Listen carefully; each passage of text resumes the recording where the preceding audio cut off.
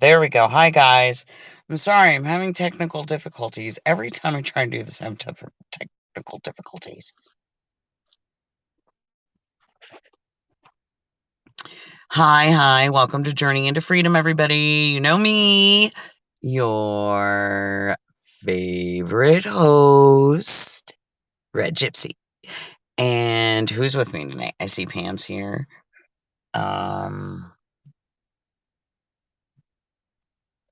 Is Bonnie still here?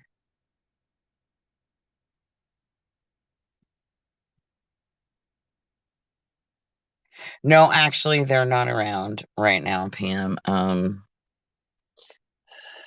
have managed to ditch them off for the moment. I'm in the car, so I'm relatively peanut gallery and child safe.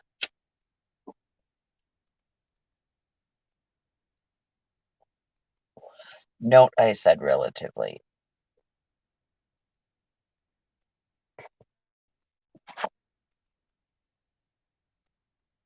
Thank you, Bonnie. It's good to see you here. I've missed everybody. I'm so glad everybody could join.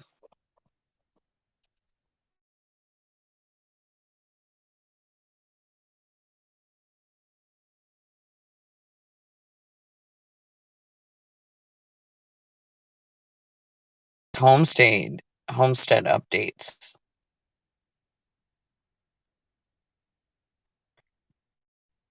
would be where we're going to start tonight. So, we are,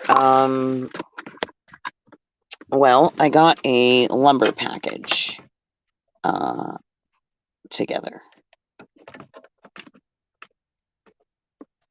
Well, I mean, like, I didn't get it together, but I went and got a lumber package. Well, hubby or peanut gallery.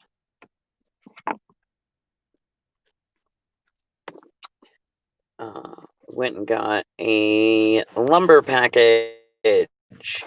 So we now have the lumber here waiting.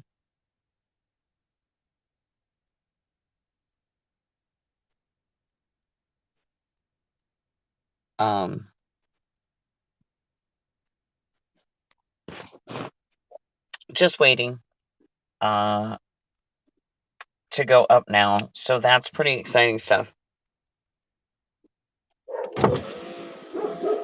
David.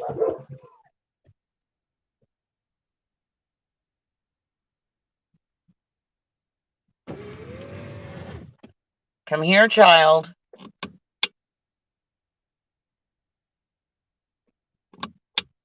Aha, see, we are not completely childless. Yeah. Bring me my purse, please. What's wrong? Just heard they were yelling. From where? It sounded like they're out front. That car that went by, he yelled, "Stop!" and "Scoff." The house, Bonnie, the house.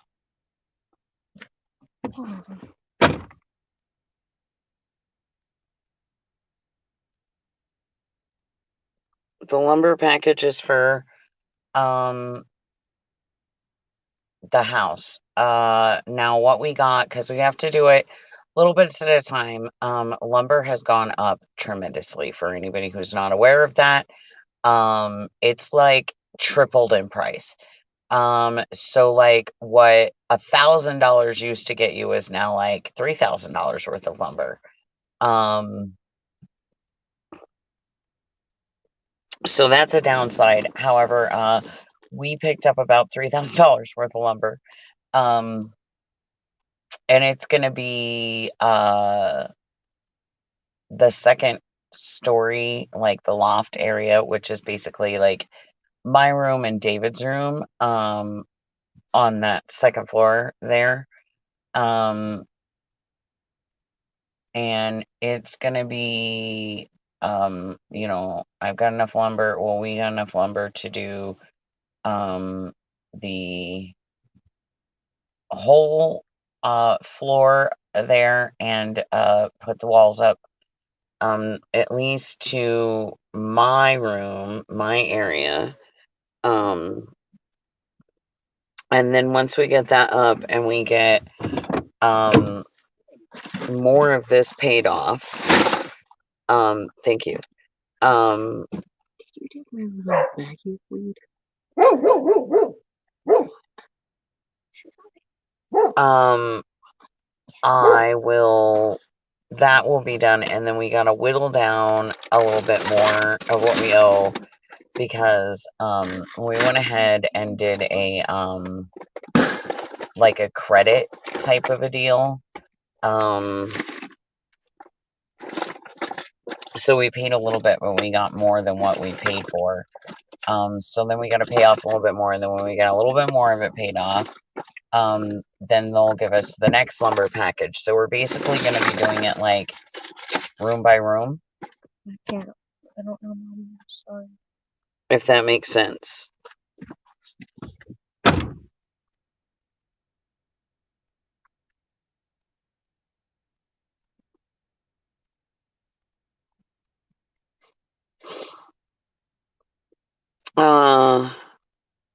Velma is great. She is a spoiled brat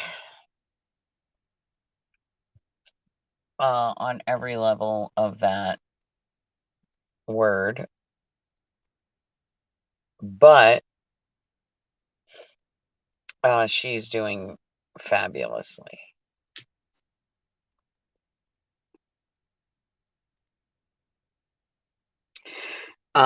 Well, you know what, Bonnie? Honestly, at this point, it's supposed to have been a lot of things, and I'm not making any claims to anything anymore other than it will be a shelter, um, that will keep us warm.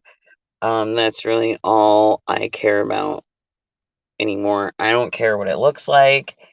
I don't care about any of the logistics. I just want to see it done. Like 5 years living in an RV, I'm totally over it.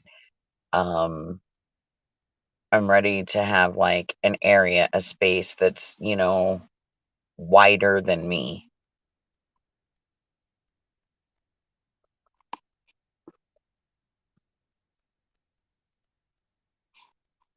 I can't build a bigger fence, man. I need more property to have a bigger fence.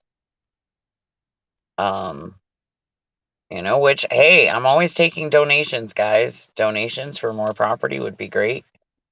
Uh, I could use some donations of uh, polyurethane,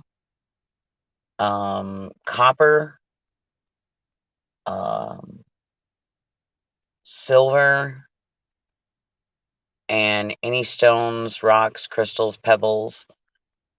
That's going to be part of my floor. Like we're going to do it with it's rough cut and rough cut wood. I mean, it's smooth and it wouldn't be a problem, but I want to put the stuff down, and I basically want to put orgonite. I want to make my floor orgonite. Um, in a roundabout way, sort of. So, I mean, I always take donations for these things.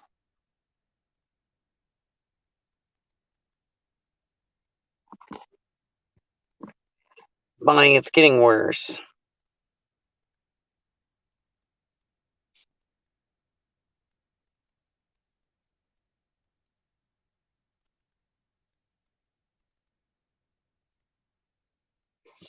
Um, I hope it's gonna be nice.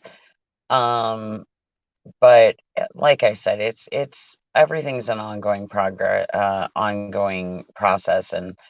and trying to figure stuff out, get stuff done, and trying to work full-time jobs, and David's accident, and then the recovery from David's accident, still trying to keep your shit together, and then trying to deal with, other crap going on, and it's just it's crazy. But I'm still here, I'm still hanging in, I'm still alive, I'm still standing. I might be shaky as hell, but I'm still standing.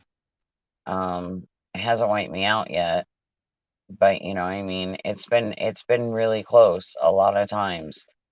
Um, Faith is probably one of the only things that's gotten me through this year, honestly.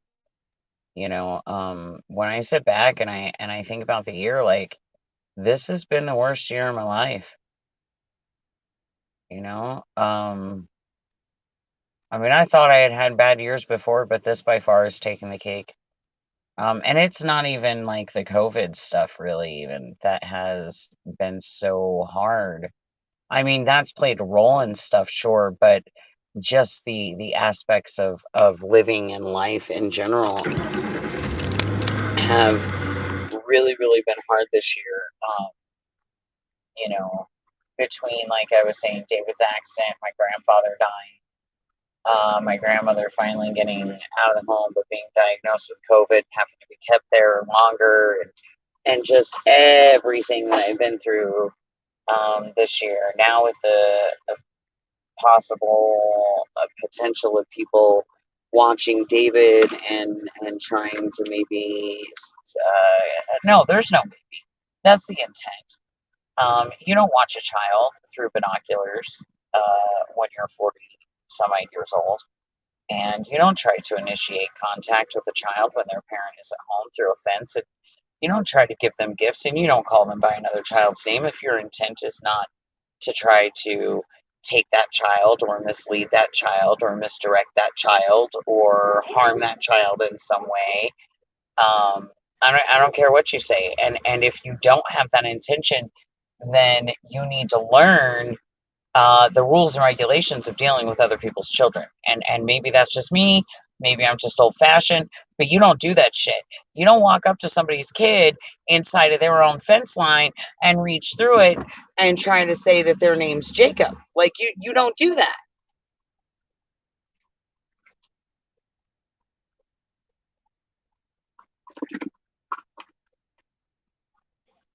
I don't need a taller fence, actually. I've got an 8-foot fence. It's not little. Now, what I do need to work on, though, is the slats. I want to get rough cut wood slats, and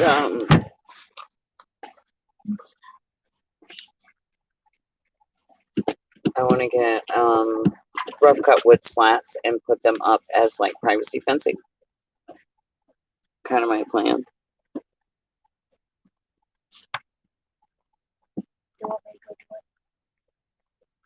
Um,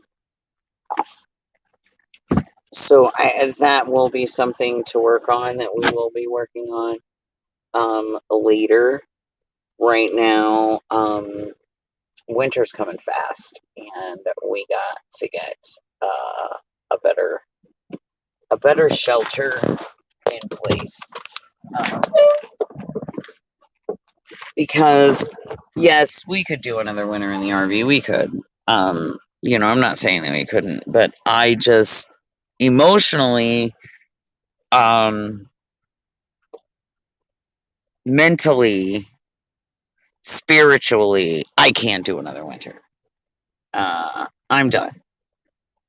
Mom's done 5 years of really, really rough living, and oh, thank you. Is that good? So I'm pretty I'm pretty over the cramped lifestyle.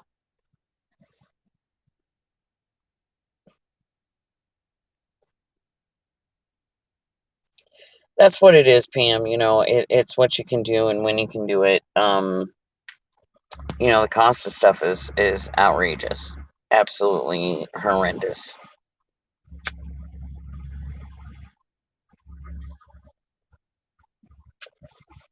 I think that's a fair assessment.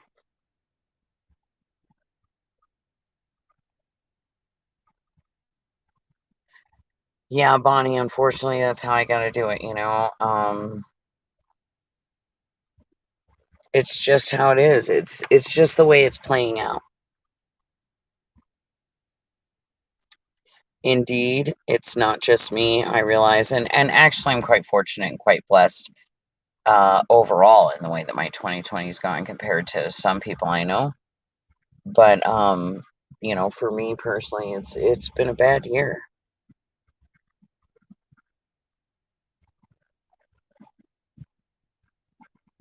Right, Bonnie? So, okay, I'm not crazy. Like, um, and it's continued. Like, he told him he wasn't Jacob. He told him to leave him alone. And, they wait till I leave for work and they wait till they think nobody's here. And then they're trying to initiate contact now through the fence. They're trying to give him gifts. These are all classic signs and symbols. Like, what is giving a child a gift that you don't know? You're trying to initiate a contact. You're trying to get a trust built there. And, my children aren't stupid, A, number one, but B, who the hell do you think you are, bitch? You about to catch some hands. Like, you about to seriously catch some fucking hands. Like, I'm not just talking like I'm about to beat the shit out you. I'm talking I'm about to beat you into a motherfucking hole. Okay? I'm about to catch charges real soon. These hands is about to become deadly fucking weapons. I'm not even playing.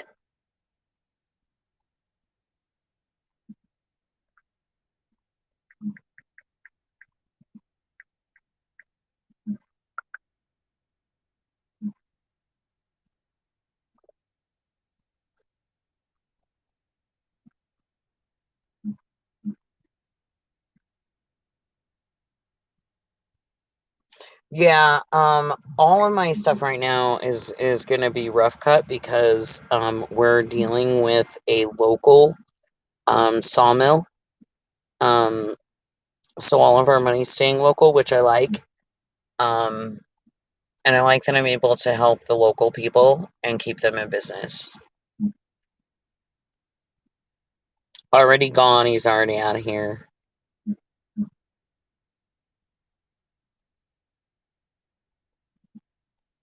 I'm not trying to win any contest, Bonnie. Really, I'm not, and I am glad to give up this number one position to anybody who feels like um, they've had that,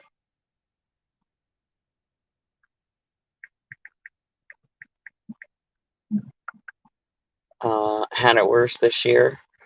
Um, it's definitely not a number one title I was trying to get.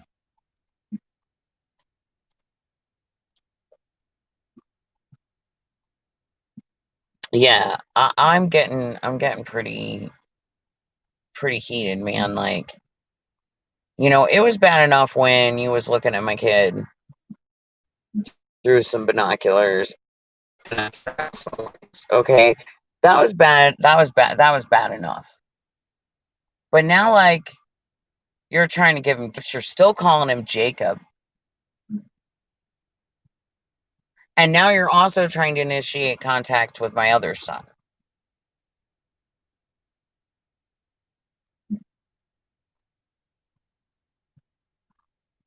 Now, I'm lucky. I have some good neighbors, community members, friends, and they've come out of the woodwork and they've laid down a lot of warnings. They've made it very clear that this pedophilic type behavior is not going to be tolerated in our community, in our neighborhood, or around our children. Period. End of conversation. It doesn't matter what you say. It doesn't matter what you do. It matters what we see.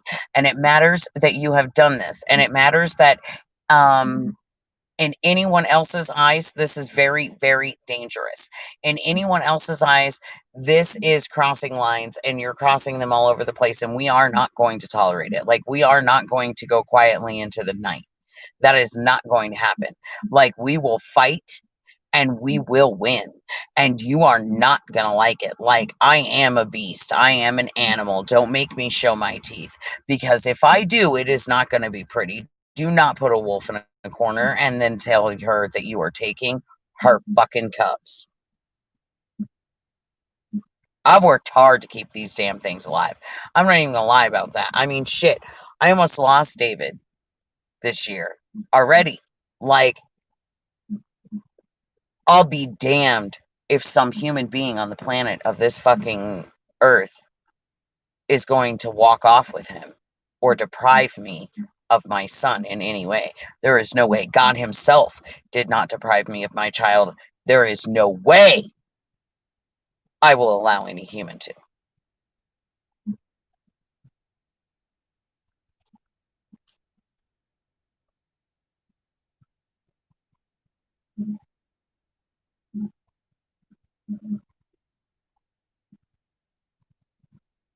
Yeah, that's kind of like what I'm doing, Bonnie. And my whole place is pretty much going to be that. And then my fence around the place will be like the outside of it, like the parts that you would normally throw away, but instead of throwing away, I'm gonna use it as the privacy fencing. So the barky stuff, but I'm gonna peel the bark off, obviously, or I may just leave it on, let it just kind of fall off because that has its own look to it. It's fallen off and the way that it looks. This is what I'm saying, Pam. This is what I'm saying. It's classic signs of kidnapping.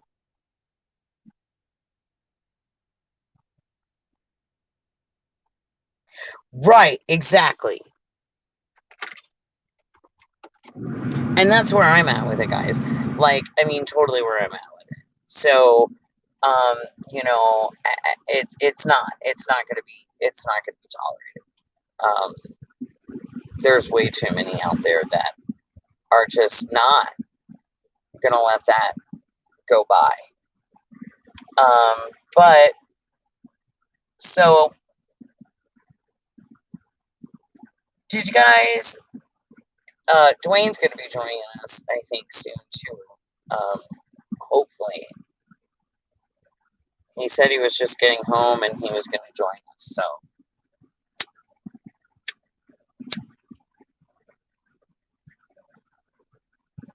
Scarlett, I don't know. It's Scarlett. She will if she does, and whatnot.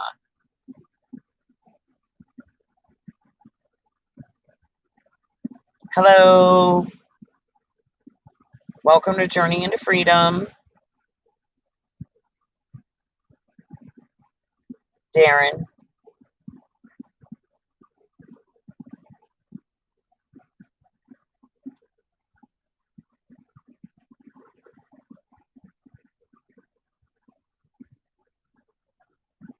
Yeah, he has been a lot.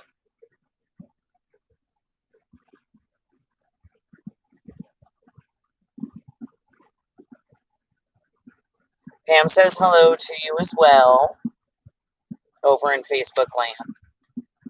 Everyone else is on YouTube right now watching me. I'm not actually, though. Don't get excited. I'm not actually on camera. I'm just broadcasting.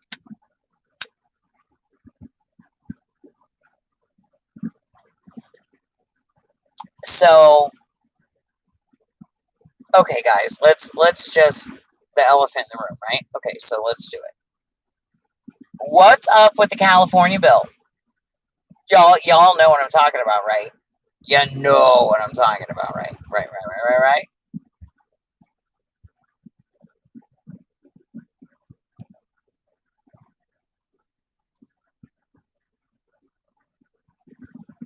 Thoughts? ideas. What do you think? What do you think about this new California bill? Oh, you switched over. Look at you. Hey, buddy.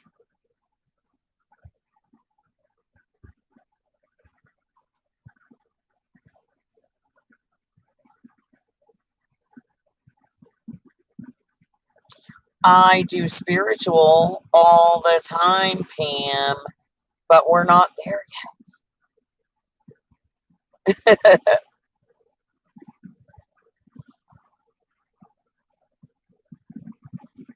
Or are you saying no church to the bill?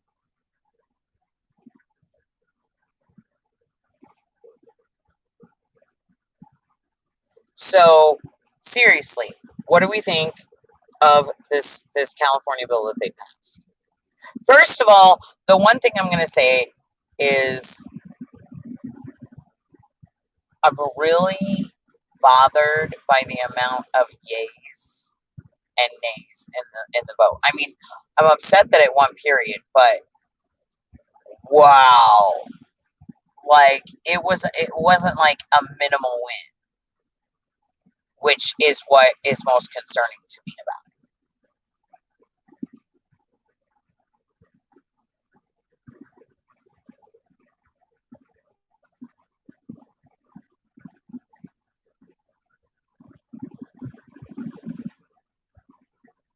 Oh man, that's listen. I can relate. I can relate, man. Goats aren't quite as bad as cows, but I can relate. I understand. Totally get it. Um, Goat herd is doing great.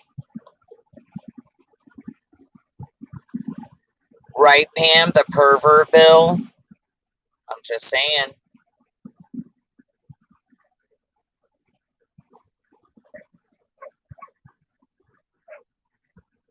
I I I am in full agreement with that exact statement, all of it.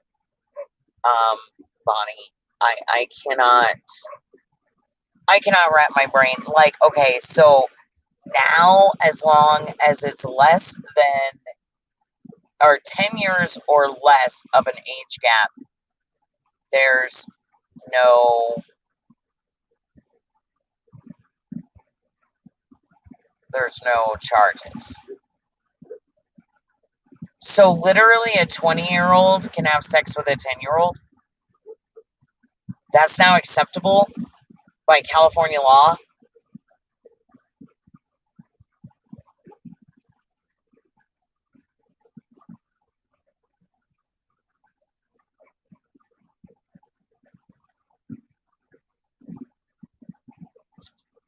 I am cowless, Darren. I have no cows. I don't want cows though, really. I mean, maybe one day I do, but I want a Scottish Highland cow. Um, I will take a Scottish Highland cow. If anybody out there has a Scottish Highland cow that needs home, red will take it. I will take a Scottish Highland cow anytime, any day of the week, any time. I don't care. But other than that, I don't really want any cows. I don't really, even when I have more property, I'm not really, I don't think I really want cows. I'm pretty good with goats. I really dig them.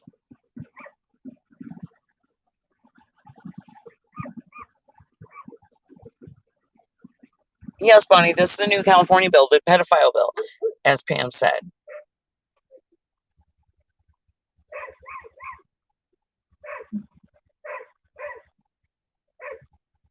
Well, um, no matter if it's consensual or not, still, if it's within that 10 years, you do not have to be listed as a sex offender.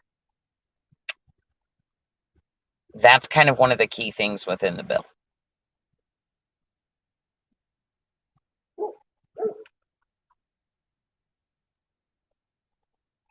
And again, with that consensual thing, can it really be consensual? I mean, listen to what the reality of the bill is, 10 years or less, and you you can't catch charges. So literally a 20-year-old could be having sex with a 10-year-old, and is that really consensual? I mean, can the 10-year-old really consent? Does she really know what he or she know what they're consenting to? I mean, honestly,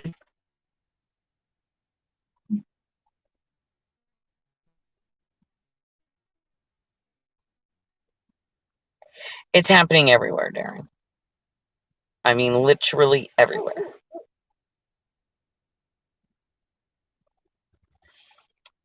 No longer within the state of California is that statutory rape ban.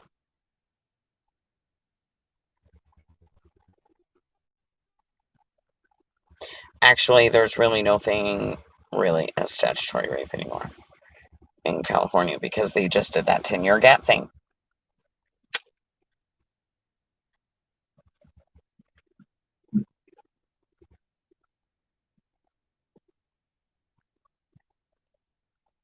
Don't like them.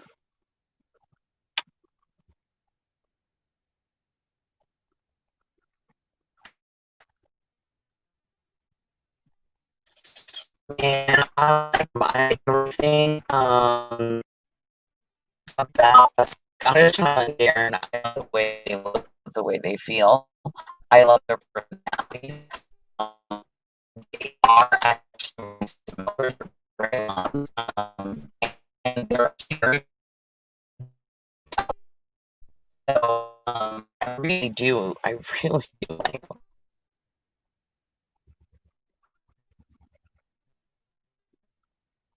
Yes, guys. Normally, I am in agreement with this, but again, yeah, 10 years. You don't know what's going on. You don't know. You don't know anything about life yet.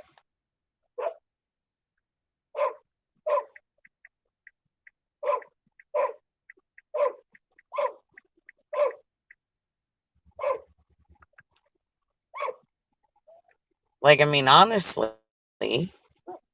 you don't you don't really know anything yet about anything.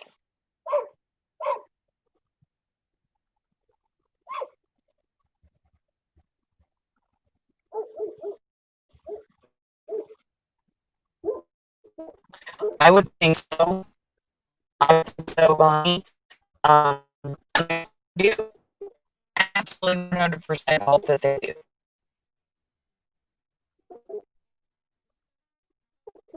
It is very sad.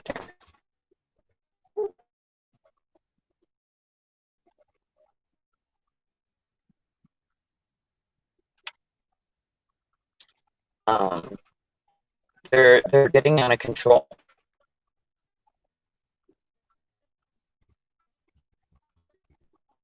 They are a very quiet natured cow, and that is part of what I adore about them so much. Baha, see, now you've hit something, Pam, because the child marriages, that goes and now ties into how they want to try to change the age of consent to 4 years old. That's the next step. We've done a 10-year gap. Next step is to try to drop the consenting age to 4 years. And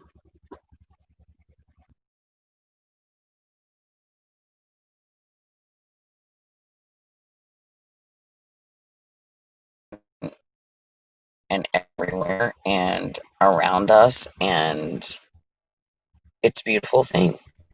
I honestly believe that.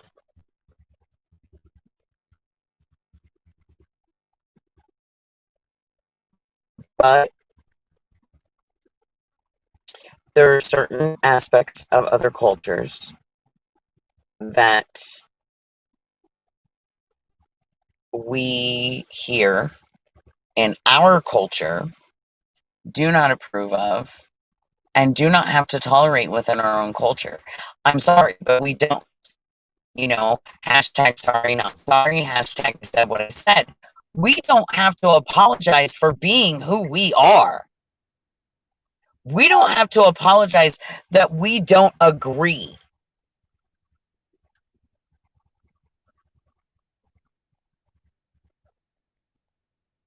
Okay? But we're going to take this child marriage thing, for instance. I'm sorry, I don't agree. If that's part of your culture and something that you want to do, well, then you can go do that in your country where your culture is comfortable with that. But here in our country, in our culture, that's not something that we are comfortable with.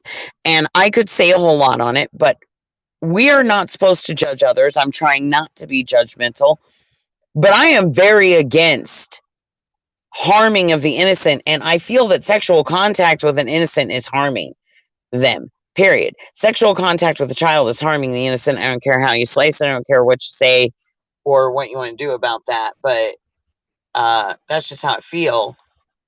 Did I jump in Hashtag at the wrong time? No, you jumped in at a good time.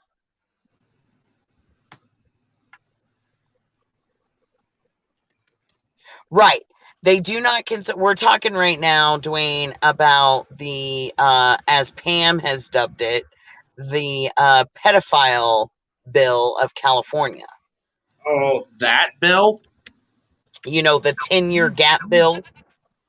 Oh my God. That basically states that 10 years or less and there's no statutory rape charges. Bro, now wait a minute. Because that's some fucked up bullshit. Excuse my words in your show, Red. Oh no, I've been cussing a lot already this evening, don't worry. Because here's my thing. And this is coming from a parent. If I found out you touched my kid and you're 10 years older than my kid, I'm putting a bullet to your fucking head. Thank you. I'm just saying, okay, and so like they also no longer have to register as a sex offender if it's 10-year or less gap. What? So if you rape somebody now and it's less than a 10-year gap, if I'm understanding the law correctly, because it's very loosely written, so people are going to twist it into this no matter what anyway, because there's no actual language to say that this isn't right the way that it works. Okay. So basically, if I'm reading it correctly, if you're 20 years old and you rape a 10-year-old, you're not really going to get charged. You're really not going to get charged, and you do not have to register as a sex offender. Now, wait a minute, because I'm going to say something here. Because my state is very different from that. Okay? My state is very different from this. My state has a 2-year difference. In whatever state decides to do a 10-year differential, because so here in my state, the age of consent is 16 years old. Right. Well, we had just started to talk about the age of consent being dropped to 4 years, because that's the goal. Yeah, I remember your text message when you said that, and I got a little bit pissed off on your post. Yes. No, I'm getting there. Give me a minute. And this is how I truly feel about the age of consent. You should at least be 16 years old before you could even think about having sex. Right. Now, am I saying that all kids abide by that? And am I saying that all parents enforce that? No, they don't. Now, and if you're a parent and you're okay with your 4-year-old having sex, I'm sorry, I hope you die. Because 4 years old for the age of consent for the age of your child to have sexual contact is not okay. No, absolutely not. You know what? And it Never seems is like it. and you know, and I'm going to say this. It seems like this is playing out into a whole bigger Epstein issue. No, it is playing out into a Shira law.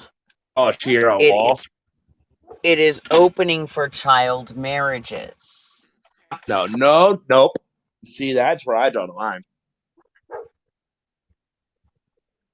I will pack Um, my shit up and move to fucking Canada. which is where you came in, where I was saying, hashtag I said what I said, hashtag sorry, not sorry. In other cultures, they may do these things, but here in America, in our culture, we're not okay with this. This is not acceptable.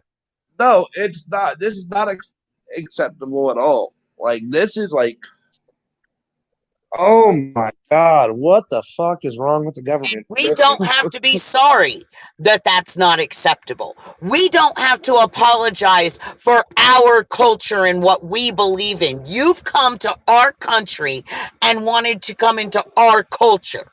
So you need to leave the parts of your culture that we are against behind in your culture, or stay in your culture. Thank you. And see, and I was gonna go somewhere with this too. And like, doesn't the Bible even states don't touch an innocent kid? Why? Right. You know, Jesus said, and I'm sorry to go here, right? Because and I'm just gonna go back to these other fucked up cultures. I'm sorry, I'm not being racist. But most of us here in America do believe in this thing called the Bible. It's a book of 32 different books. Yes. So leave your fucking culture behind, because that's what we follow when it comes to fucking kids. Yeah. Yeah. um and it's getting pretty gnarly, pretty gnarly, because like Bonnie just said here, she yes, okay, the system used to be geared towards being afraid, but listen, Bonnie, go look at some of the things now. Like, seriously, you're getting more time in places for getting caught with a roach of marijuana than you're getting for raping a 2-year-old child. Some dude got 5 years in prison for getting caught with an ounce. Right. But a pedophile, and like, you know what? And this is funny because me and Scarlett just had this conversation a week ago. Here in my state, dude only got 8 years for raping 32 children. 8 years. 8 years. 8 years. But the guy with an ounce of weed gets 5 years. How does that equal out punishment to crime? It doesn't. Hashtag make weed legal. Okay. I don't know. I want to know where the fuck these dumbass politicians are coming up with these fucking stupid ass laws that's going to make a father go to jail for the rest of his life. Well, this is part of it, though, is the breakdown of the family unit. The basic beginning of the breakdown of your family unit is going to start with the father figure of the unit. Right. Biblically, even, it's going to start that way, because biblically, the male is, or the father of the family, biblically is the protector. So that's the first thing that they have to eliminate. They've got to get rid of that. They've got to get rid of the protector. They've got to get rid of the glue that holds that binds everyone together. And then they're going to leave a single mother with the children. And now they're going to split them apart because she's got to go work. There's no way around that. She's got to go to work. She's got to make money, or these children are going to die. Now she spends no time with their kids. The kids go to public school. The kids are indoctrinated all day, taught whatever they're taught at school, which who knows, because now they even want you to sign stuff that says that you won't watch your child in virtual classrooms or listening to what they're being taught. Oh my God. What state was that was made parents sign Tennessee. paperwork? Tennessee. Oh my God. I'm sorry, but if my kid's in a virtual fucking classroom, who knows what the fuck that teacher can be doing? Like, I'm sorry, but that's a good way for some of these teachers that's having sex with their students start See showing you when off you get their back fucking there. body parts. Yeah. Yeah. Okay. Yeah, I don't want to do this shit. No. And it's getting ridiculous. Or let's talk about the fact how 41 fucking kids have the coronavirus in a fucking school in Georgia, but they don't add where the fucking quarantining is. Right. They just quarantined all these children, but they don't say where. Okay. They're like, oh, all these kids, we sent home notes saying that children had to be quarantined. Okay. So you sent home letters saying that the kid had to be quarantined. Did you send letters home with the children saying that they had to be quarantined? So wait a minute. Quarantine in your mind means that we're still going to put them on like public transport back home and let them stay with everybody and then send them home with everyone with as violently deadly as you're claiming this virus is, and how scary it is and how afraid we need to be. Then you didn't send these children home, so where are they? And if you Right. did send these children home, did you tell the parents that like everyone now has to quarantine in the home because they're in contact with the child? See, and my mom was just saying something about this, Red. You know, because I was talking to my mom, which took me so long to get down here to you. Is that a friend of hers, Kate, came back home and said that a student, staff member, a faculty member said that someone came back tested for coronavirus, right? Then went and said the school said that's not true. We can't divulge this information. We can't divulge that information to you. Then goes into school the next day and it's true. Okay, I can tell you this. I can tell you that last week I tried to play on air a recording that I got on my voicemail from a local school district here where I live, notifying us that a staff member had come up positive for COVID-19 and that all necessary precautions were being taken. People were being quarantined and school was going to go on as normal. What? Yes. School's going to go on Okay, as that's normal. me personally. Right. Oh my God. So I'm so done. They did call and tell people that a staff member was diagnosed with COVID. So they do that. That does happen. That has personally happened in my world, happened last week. I'm so done.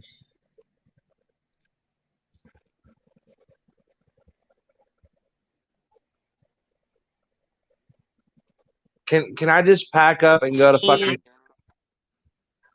Bonnie? That's part of it too, because they already caught a teacher wearing no shirt and masturbating while virtual teaching children. What? Where? We've already had that happen. Where? I did not hear about this. I don't remember where.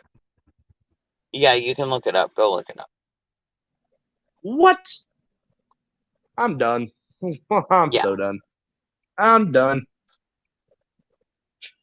I'm going to say this again because we have the Well, fucking Jumanji board back. we've known for a really long time, Pam, that they've been setting up FEMA camps. Scarlett and I have been reporting on different FEMA camps that people have been telling us about going up in different areas of the United States and the world abroad for 5 years. So that we know of, none of them have ever been in use. So perhaps this is their moment to shine.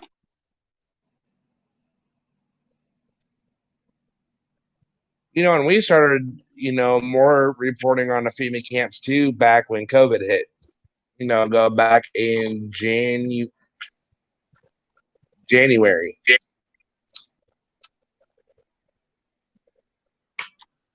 I don't know. This year has went to shit, Red. It's been crazy. Why? It's been nuts. And I want to say this too, is like all this shit going on right here is why I have not done my own show in a while. It's been about 2 weeks. Exactly, MG. This is exactly why Tennessee wants the parents to sign that agreement. Ay, ay, ay. I don't remember, Pam. I don't remember. It was a thing that I briefly caught an article going around on Facebook about. So I would just go whatever search engine you Google.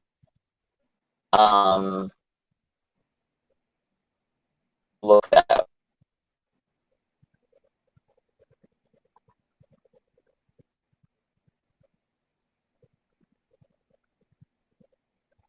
I don't trust Google. I don't trust it either. Or anything to do with Google. So, take it or in leave Red, it.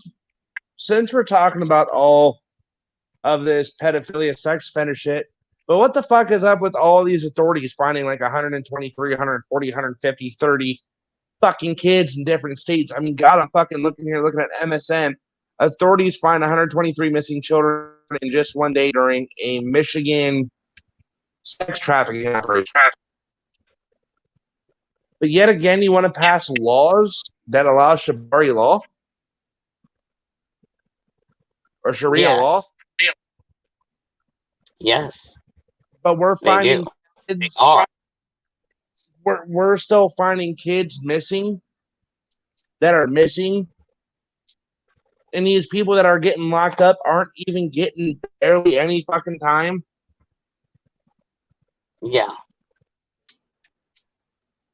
And just for the sake of remembering to say it,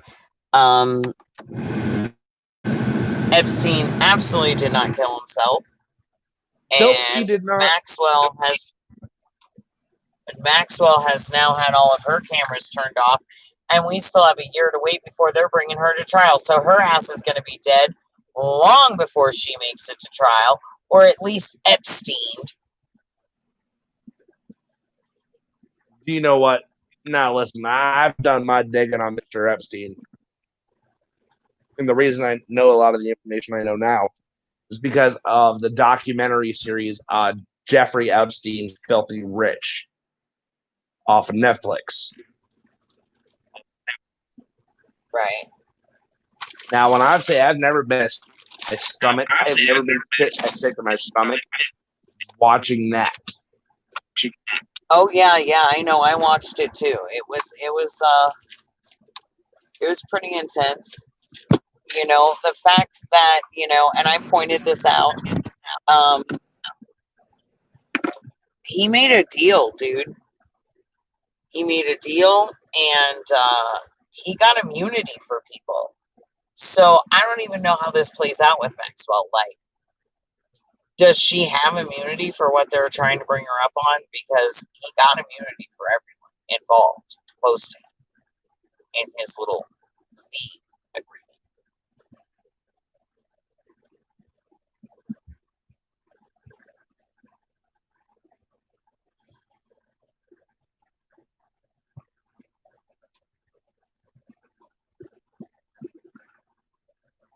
So yeah, I don't know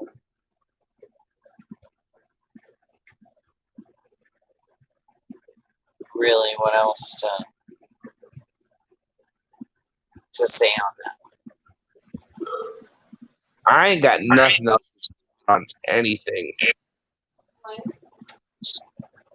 Hold on, Brett. Brett, I'm done with the government. 4 years old. They want to pass consent laws. Child marriage is law. that. I Yeah, don't know what. 4 fucking years old. Like, okay, I'm gonna tell y'all a little story, right?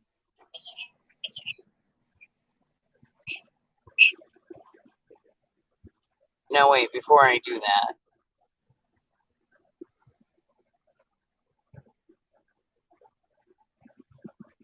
you know what? Republicans, Democrats, they're all just as guilty in this, MG. And the truth, no matter what, is going to find a way to come forth.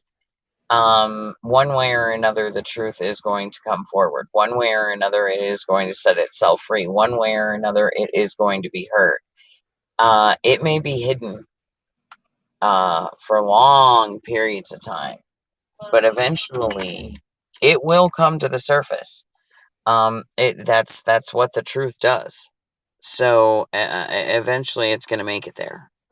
Now I'm going to tell you all this little story. Great time of red. It's a personal story. Okay. I am 14 years old. I meet this boy. He is 17. Okay, he's 17. I'm 14. I say, "Ooh, this is gonna be my new boyfriend." My parents are like horrified.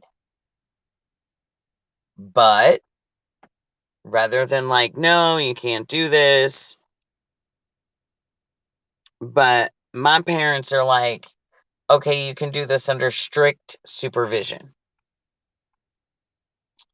Like, I'm not allowed to see the boy unless, we're with my mother or my father or his mother. There's no dad in his world.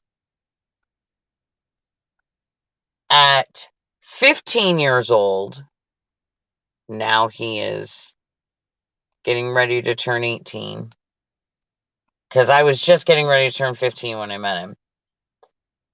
Now at 15 years old, we're still dating. Now I'm about to turn 16. He's already 18, about to turn 19. And I decide I'm going to get married. That's going to happen. I'm in love. This is what I want to do. And he went to my dad and he asked my dad's permission. My dad was mortified, of course, and was like, no way in hell. But again, dad's like, if you do it the right way and, you get engaged, you have a long engagement, yada, yada. Meanwhile, my dad does these small things to appease me and make me believe that he's on my side, like, oh, let's go get a wedding dress. And, here I am thinking, oh, he's supporting me. Well, he really wasn't. We went and we bought a wedding dress and it went into my hope chest. We still had those back in the day. He went and bought me different things, wedding related, but they just went in the hope chest because in his mind, whether I use that wedding dress, you know, with this particular guy when I said I was gonna in like a couple of months when I turned 16, because where we lived at the time, I could get married at 16. Um, no, I'm sorry, it was 17. 17 I could get married. And so that was the plan. And whether I used it then or I used it 20 years from now, or from then, that part was taken care of. It was in the hope chest. It was dealt with. um he was buying me things for that you would normally have in your hope chest, dishes, stuff like this. all leading me down the rosy path like he was being supportive or whatnot. And I was dead set I was getting married, and then I overheard him talking and saying that he was just humoring me, that he really wasn't on my side. And so in the middle of the night, 3 a.m., packed my stuff and got on the back of a bike with this boy and got taken over state lines to a different state, dropped off in the middle of a trailer park with people I had no idea who they were. He barely knew them. It was a man, his wife, and their newborn kid. And then he went back home so that he could pretend he didn't know where I was. And I stayed with these strangers in this trailer park with this idea that he was going to come back and we were going to get married. And in my mind, I didn't know how it was going to happen, but in my mind at this age, you believed very firmly, or at least I did, that I was going to get married and everything was just going to happen. Like a fairy wand was going to be waved and I was going to have this perfect little house with this white picket fence and the horses in the front yard. And everything I ever wanted was just going to suddenly happen. Like it was just going to happen because I got married. It was just going to happen. I had no concept of reality with this. I just knew every little girl's dream of being a mom and getting married and being in love and the perfect little Rockefeller family, man. That was my image in my mind that kept me like, yeah, I'm doing this. Needless to say, long story short, looking around me, I should have recognized things such as these two are together. They just got married. They have a baby. Where's their perfect little house? They live in a shithole. Like it was an awful shithole. I'm not trying to be mean, but it's a trailer in a trailer park. She's running around in some booty shorts and no shoes with a baby on her hip. Barely making it, scrounging by. That was what I was destined to live my life as. But in my mind, that wasn't going to be me. In my mind, I was going to walk down the aisle. I was going to say I do. We were going to leave that place and he was going to pick me up and walk me across some white picket fence threshold into some perfect little farmhouse that I don't even know where I thought we were getting any of this from. Like, I don't know where I thought we were getting the land. I don't know where I thought the house was coming from. I don't know where I thought the animals were coming from. I don't know where I thought the money was coming from. Okay, but in my mind, that was all immediate. It was going to happen. Boom, done, baby. Needless to say, my dad found me and prevented any of the marriage and all of that happening. And one day, right before I got pregnant with Mike, I was thinking about this time of my life, and the internet was getting pretty popular, and you could find just about anybody and everybody. So I looked this said person up. I was just curious to see where life had kind of taken him and what had happened. And you know what? He is serving 2 back-to-back life sentences for murder. Double Yikes.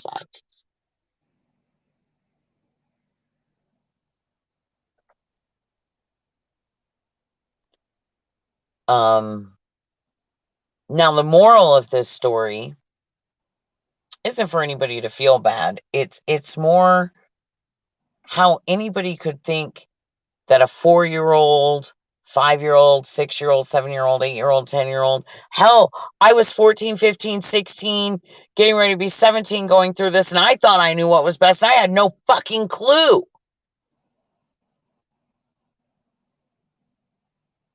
No idea. No idea that when you got married, you had to your husband went to a job. No idea that you didn't just suddenly have land, a house, and a baby. Like, I didn't really even have I mean, I knew that babies came from within us, like that we had the ovarian. I knew all the like scientific mumbo jumbo, but I didn't really understand the aspects of having a baby, having children. I was oblivious to any of that. And so, me, who also was graduated high school at 16 years old, and it was, considered an emancipated minor and could have actually gotten married at 16, but my parents were very, very good at hiding that loophole of the law from me. Because in the state that I lived in, the moment that I graduated high school made me an adult capable of taking care of myself, according to them. So I could have gotten married at any time with or without their permission, and I just didn't know. But I was super, super smart, and I had already graduated high school. I was done with that. And yeah, for as smart as I was completely dumb when it came to this kind of stuff. Like completely ignorantly dumb. Because guess what they don't teach you in school? What? Any of that stuff. Yeah, I didn't know I was emancipated as soon as I turned 18. I didn't know that. They don't teach you about paying bills in school. They don't teach you about what it means to go rent your first apartment. I mean, they talk to you a little bit about it. They're like, oh, you're going to get out, you're going to get an apartment or a place to live, but they don't explain what that really means. Like, you know, and back when I was doing it, that meant you had to have $1,000. Nowadays, that means you got to have like more like $3,000, like $3,000 just to move into somewhere, because you got to have first month, last month, and security deposit.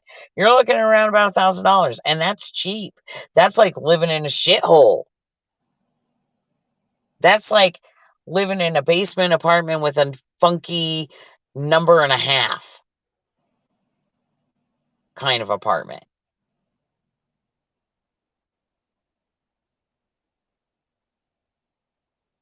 If you want something nice, you gotta have like 4 or 5,000, and that's just first month, last month, security deposit.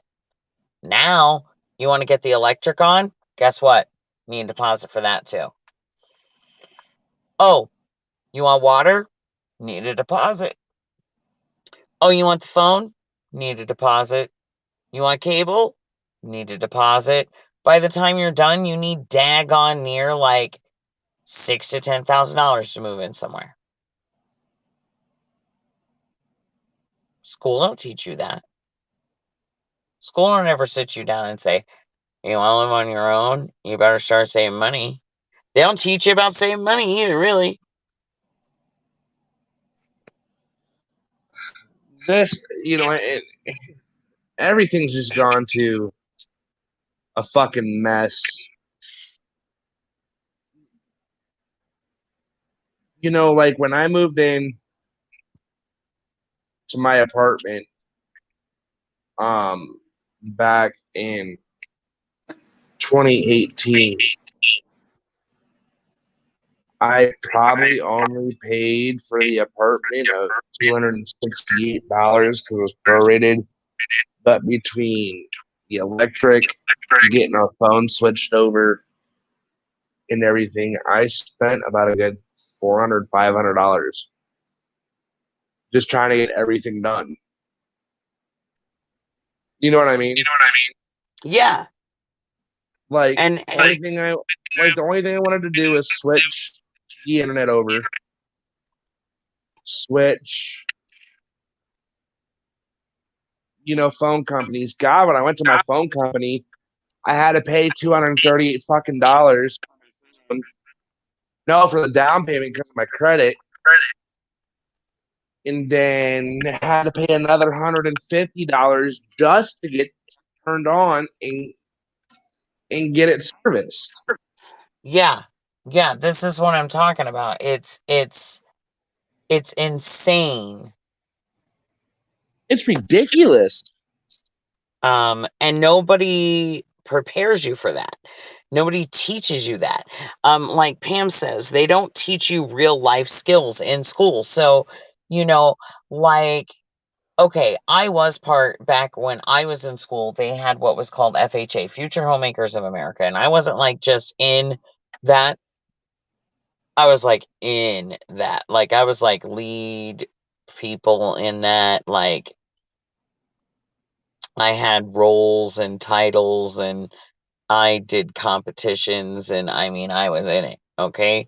I learned cooking, I learned sewing, I learned all of these things in FHA in school. But that also led into my whole, like, daydream of what it meant to get married and have a family and take care of stuff. Like, that's what I thought, was just an automatic thing that happened when you got married. Like, you just got to do these things and it was just provided. Like, you were just gonna have the material to sew. Like, you were just gonna have a sewing machine. Like, you were just gonna have these things. Yeah, that's not really how it happens.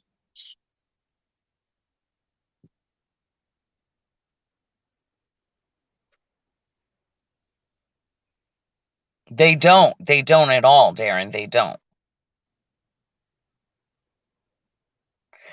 Yeah, but like I was just saying, Pam, yeah, I did the home ec thing. I did all that too, and still, it doesn't prepare you for the realities of life. If anything, it really just built more into that Rockefeller dream that you thought was just gonna boom be there. Um, just because you're following the steps in life that you think you're supposed to be. And I was, 14, 15, 16, getting ready to turn 17 when all this is going on in my life. And I thought for sure I knew what I wanted. Did I think that my parents were absolutely ruining my life? Yes, I did. Did I think my parents didn't know what I needed in my life? Yes, I did. Did I think that my parents were crazy? Yes, I did. Did I think that they had absolutely ruined everything? Yes, I did. Did I think that my life was absolutely over the moment that my dad found me and ruined my entire relationship with this boy? Yes, I did. Was I ready to run away and do things that I should have never done because I was stupid? Yes, I was. Was my father right? Sure he was. Um, did my father do the right thing? Sure he did. Um, as a parent now myself, I see that. I understand it. I get it. Totally vibe with it. Um, at the same time,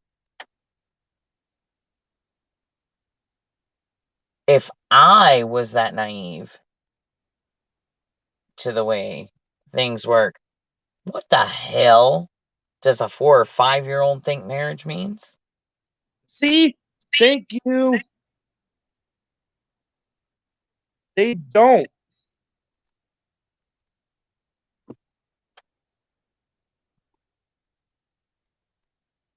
They don't know what it means to be married. They don't know what it is to be means to be intimate. They don't know what it means to pay bills. They don't know what it means to be in a relationship. So why put these 4-year-olds in a dangerous position that can get them severely hurt? I thought we were supposed to look out for our kids. Right.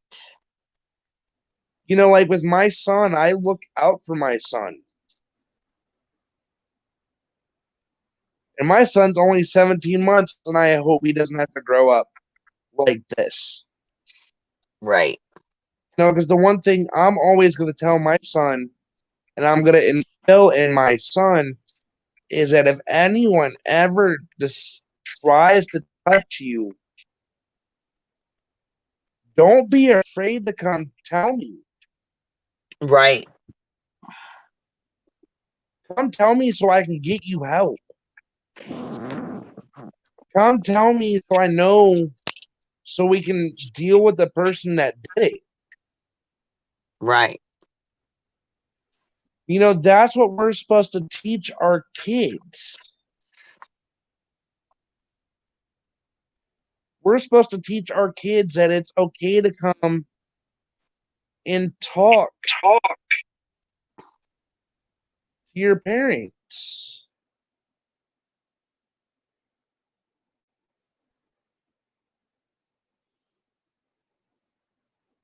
You know, so how the hell are we supposed to protect our children now? And the government in Sharia law is trying to destroy that. And like, and here's my thing: I don't even know what religion or culture does Sharia law anymore.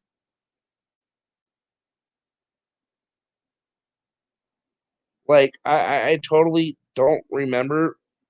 Oh, Red disappeared. Red, you here?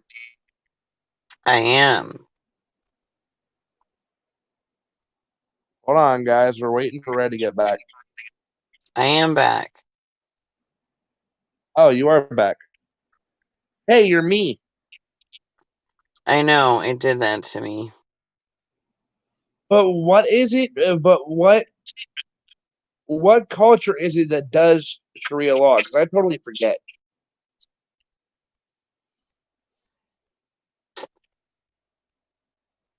Uh, well, Sharia law is Muslim. Okay, see, now that even gives me more of a more playing ground to play with.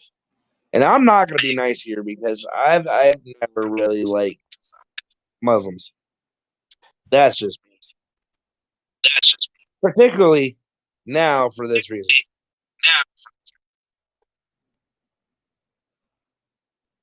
Mm.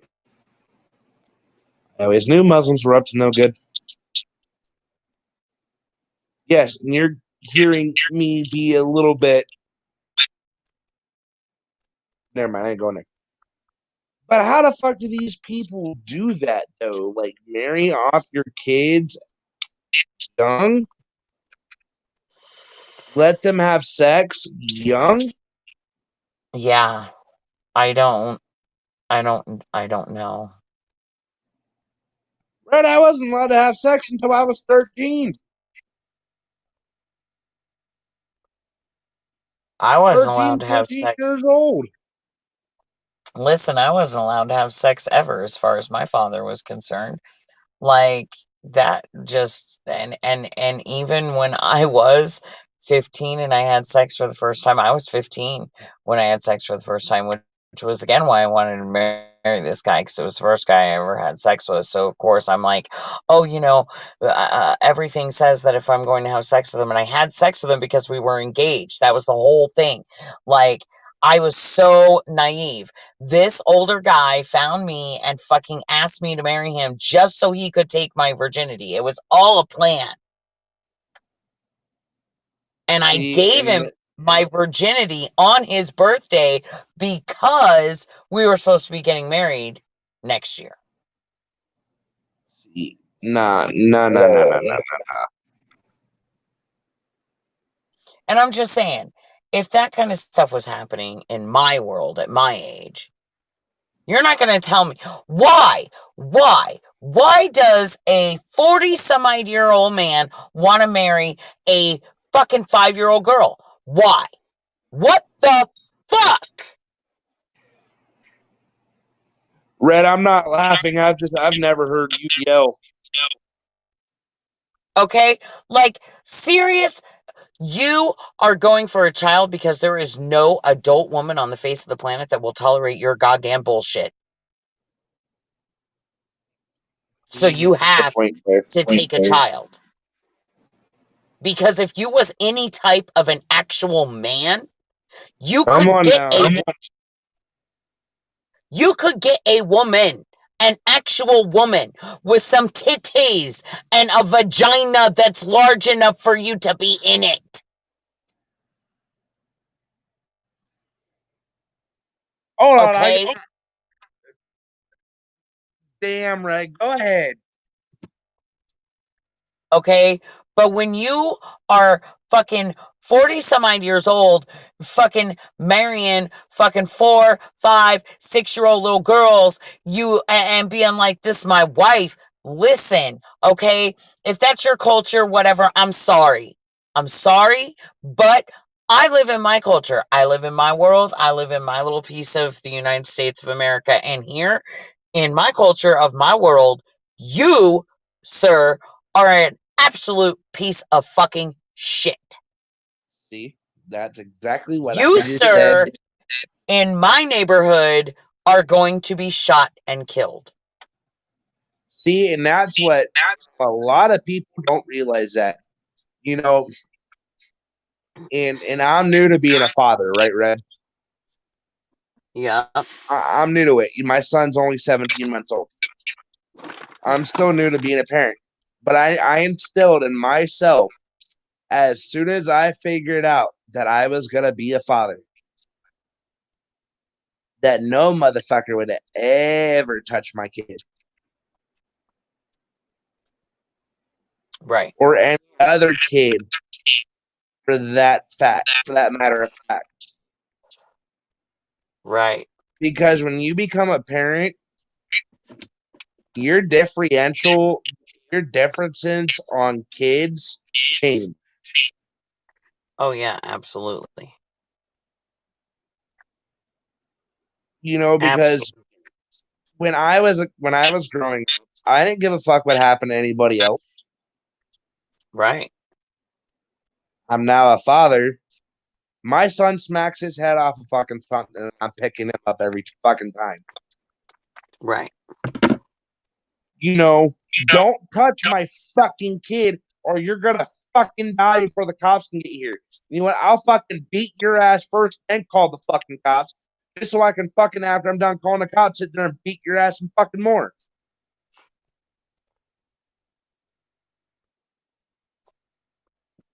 Yeah.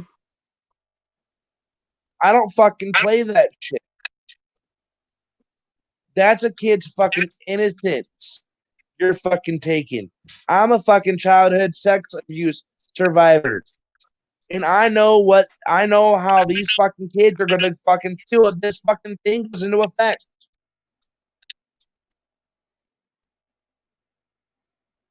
They're gonna be confused, scared, hurt, worried, asking, "Oh, why did my parents let this happen?" And you know what?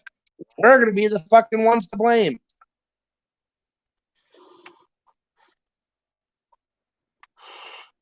Bonnie, my parents tried to do that for me and my brother and sister, but the bottom line was that we moved way too often and far too much, and thus we never really were in one place long enough to keep a bank account at a bank. Um, and then that coupled together with, the fact that my parents would withdraw the money and we'd move and then it would be needed for stuff and, oh, we'll replace it. But, that never really happened and whatever. It is what it is. We always had what we needed.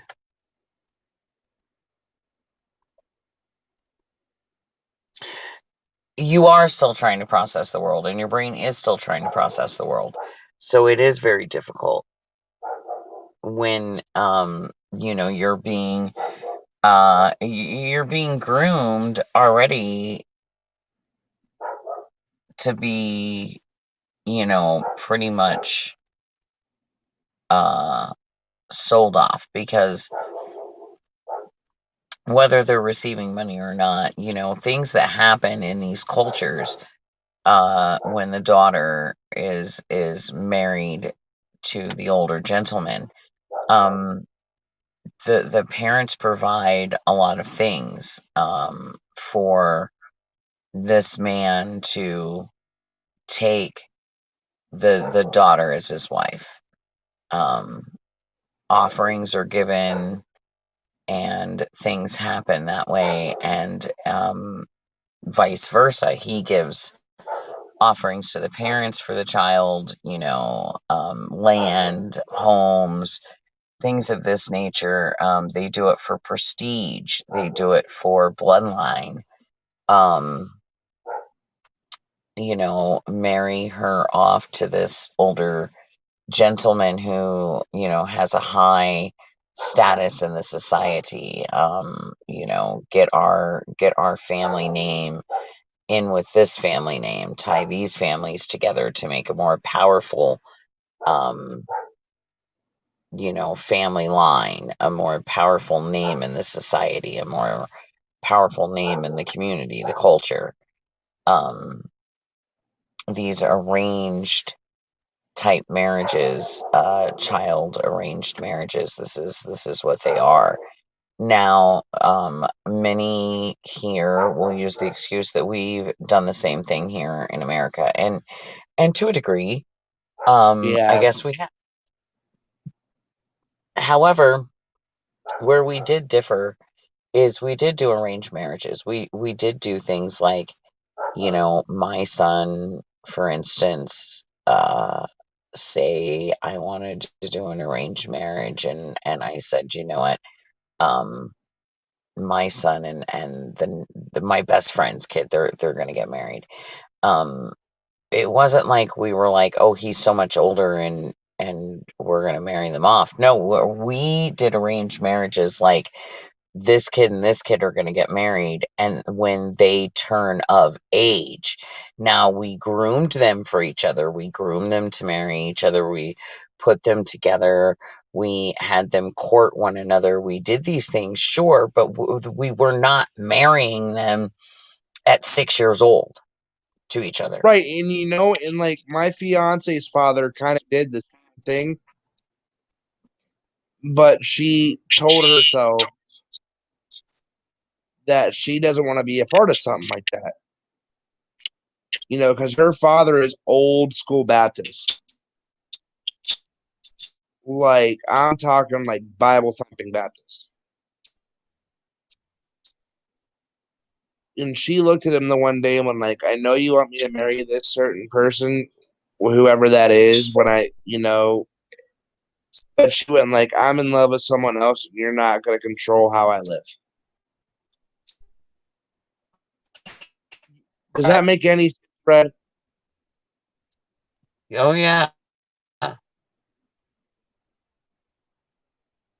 And it's like this. It's so bad that it's just bad. I know that. In this, And yes, Bucky, when they are legally changing your culture to abuse your children, that's a problem. You're absolutely 100% correct on this. And that's my point. This is our country, this is our culture, and we're more than willing to share it. But what I'm not willing to do is change it. or risk my kid Um for it. because this is how I feel. If you came here, you came to escape certain parts of your culture that you did not want to be a part of anymore. Unfortunately for you, if there are some parts of that culture that you did like, such as the child marriage, um, but you wanted to get away from some other part of the culture, this is going to have to be one of those things that you're just going to have to like suck it up, buttercup, because you can't have that here. Do I personally think that it's wrong in your own culture? Yes, I do, but I'm not going to go to your culture and tell you how to be in your own culture. What I am going to do is tell you here in my culture, no, sir. No, sir. Or ma'am. But I mostly say sir because the child arranged marriages are mostly men with young women. I really have not seen anything of a woman and a younger man. I haven't even seen that.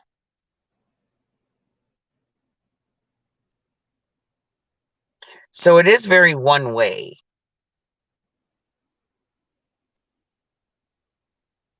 In this. You know, and like we're trying to protect our kids, not fuck with their innocence. Right. You know, I mean, look at a mother when they first have their baby.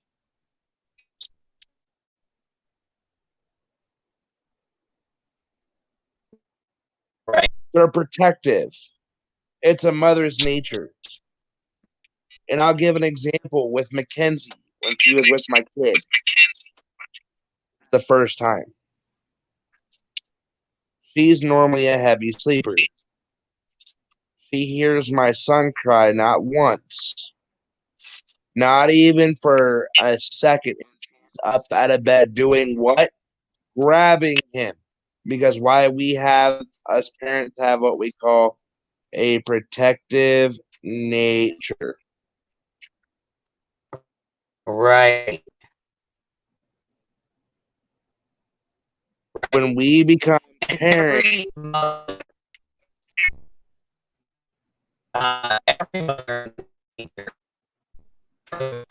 is protective to a degree. Their offspring, even the most cold-blooded reptile, is protective over the eggs until they hatch. Not if they hatch, they not get anywhere. They'll even eat their own babies to a degree, but don't touch that shit till you know, like every animal on the planet protects its young. So why anybody thinks that a human being is going to be any different is beyond my comprehension. right? You know, like, let us parents fucking be. Don't put us in a more fucking position or a threat to have to fucking take someone's life because of our children. Because if you're a good fucking parent, you'll do it.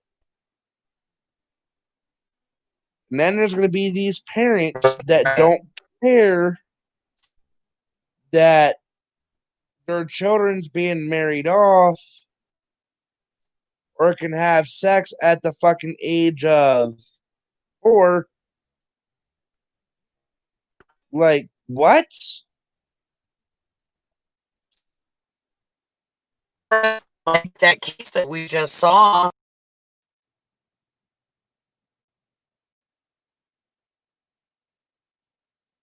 Oh, Red, where do you Then go? took her. What? Red. Oh, you popped back in again. Oh, so there was a picture of the little girl, and she was being carried into an elevator. It was the last picture of her, and the gentleman carrying her literally took her into the elevator, took her down, put her in the car, drove over to a parking lot, raped and killed her.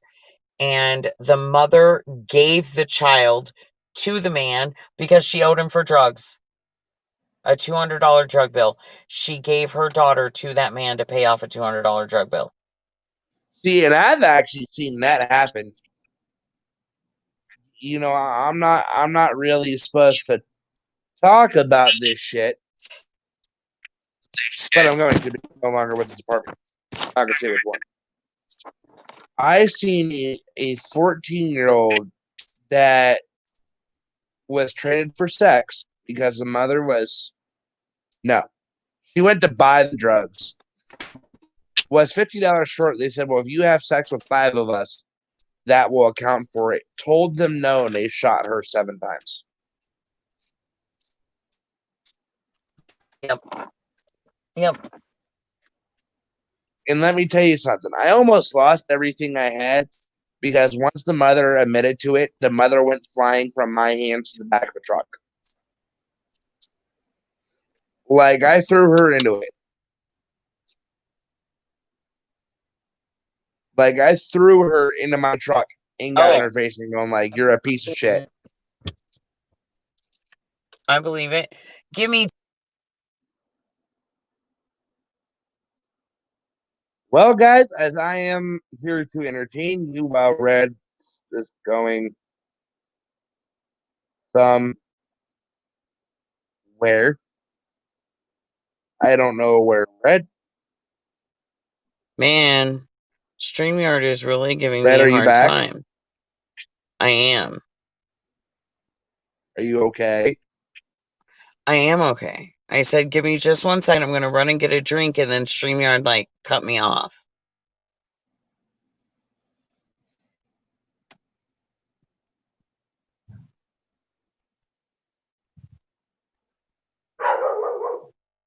You know, but Wait, like, am I here? can you hear me? I can. Okay. I'll be right back. So Okay. keep talking, and I'll be right back. You, you know, guys, it's like, this shit actually does happen anywhere you go. And it's like this mother lost her kid, went to jail, and CPS told her that if she ever has another kid again, they'll take the kid from her. Because I guess I didn't know that CPS can take every kid you have.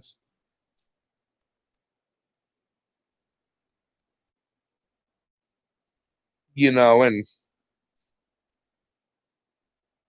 I don't know. This is just irritating as hell to me.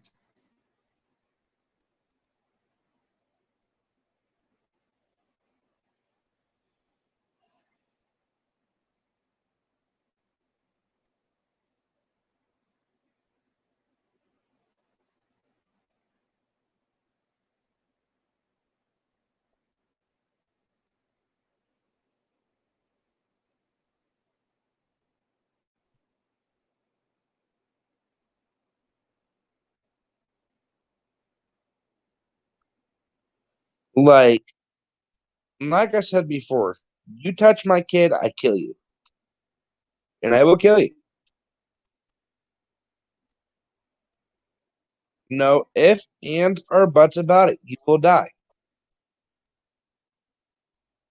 And you better pray that the cops get to you first before I do. Right? Because if the cops don't get to you before I do, you'll be hoping you were dead.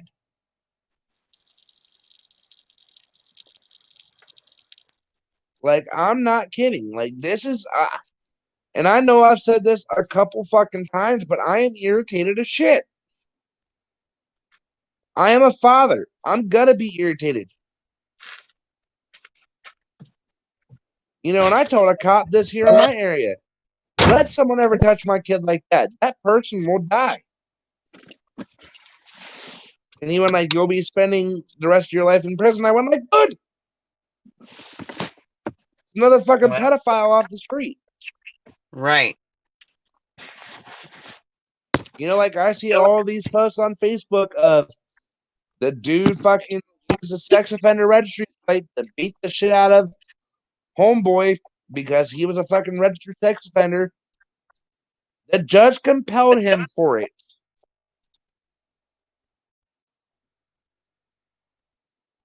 Yes, MG. CPS does do this with kids a lot. They quote unquote lose kids, but they're not losing kids. They're selling them into sex trafficking. Gabriel Hernandez. We're let's talk about the fact that CPS doesn't do shit for the fucking kid. And the greatest case that I can think about that is the Gabriel Hernandez case, that 8-year-old little boy out of the state of California.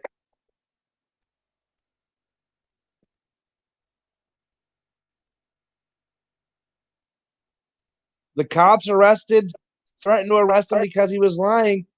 But when the autopsy on the kid was done, Eddie, you want to know how long it took for them to do an autopsy?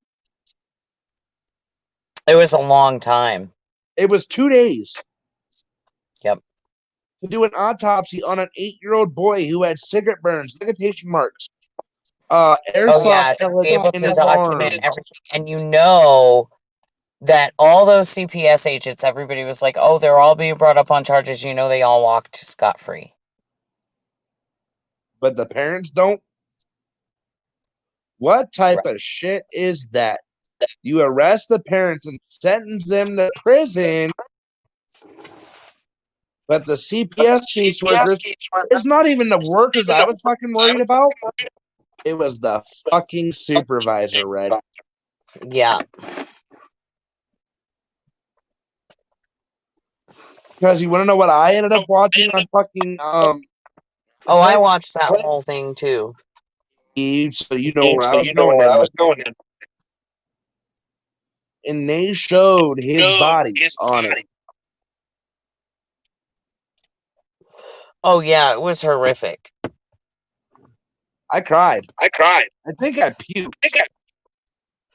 I had to pause that several times, and just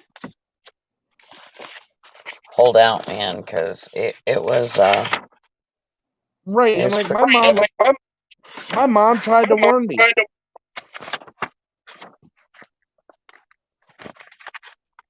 Like my mom tried to warn me not to sit there and watch it with her. right. But knowing that I'm for some reason I'm into these fucked up things. Right. I just blame Scarlett because I got into more news. You know, and it's like let the supervisor and everyone get off scot fucking. Yeah. It is a little bit crazy. What? I'm like, I can't.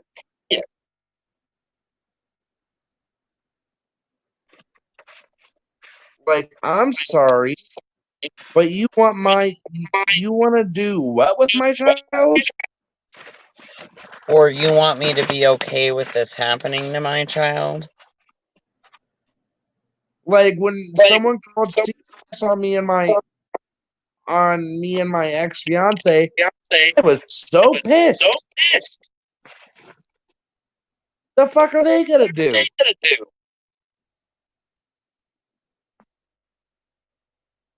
Mm-hmm. You know, and that's why I had baby gates. That's why I had,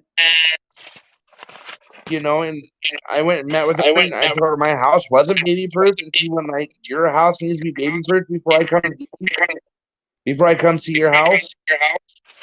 Right. I spent $60 on fucking baby proofing shit. Yep. And my son wasn't even old enough to get anything. Right.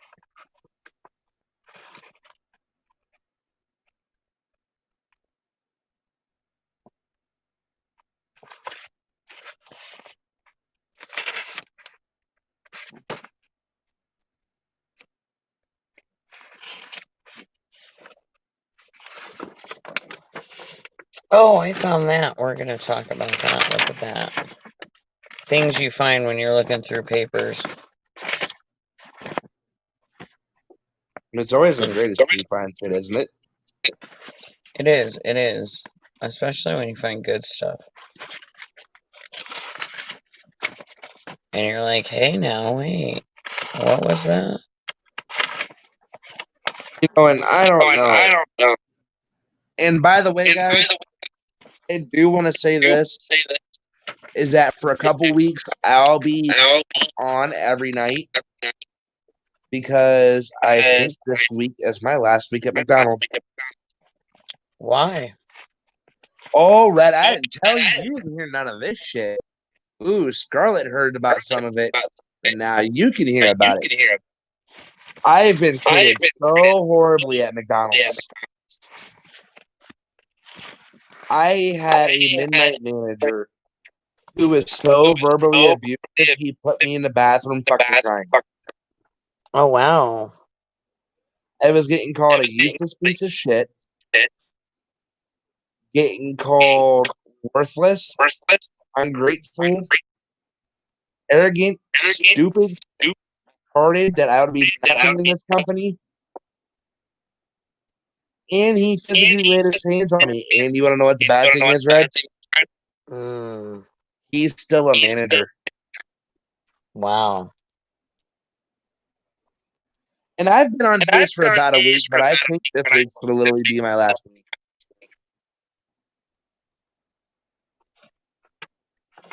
Wow. Like, I haven't even told my mom this. Like, she wants me to have another job lined up. But I told her, like, I just Right. like some time. Right. Like, I don't even think I'm gonna go to work next week. I think I'm just gonna tell them like this week is my last week. Oh man. And I had a seizure on Thursday that caused me to quit breathing. And I called off Friday because I knew I was gonna wake up in an immense amount of pain. And they went like, well, you still need to come into work. I'm sorry, my health is more important than a job.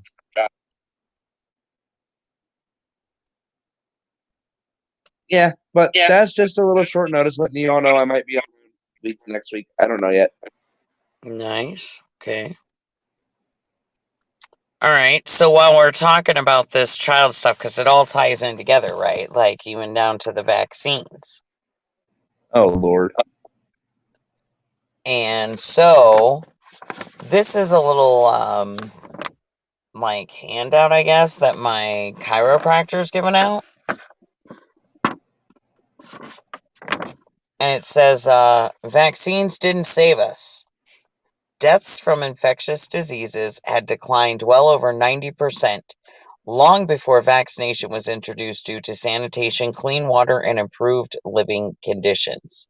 Before indoor plumbing became widespread, human waste was thrown into the streets where people walked and children played, and into rivers, which were the usual source of drinking water. In the vastly overcrowded slums, rubbish was also thrown into the streets, leading to huge populations of rats and cockroaches. There were no labor laws. Both children and adults worked long hours in poor light and little to no ventilation.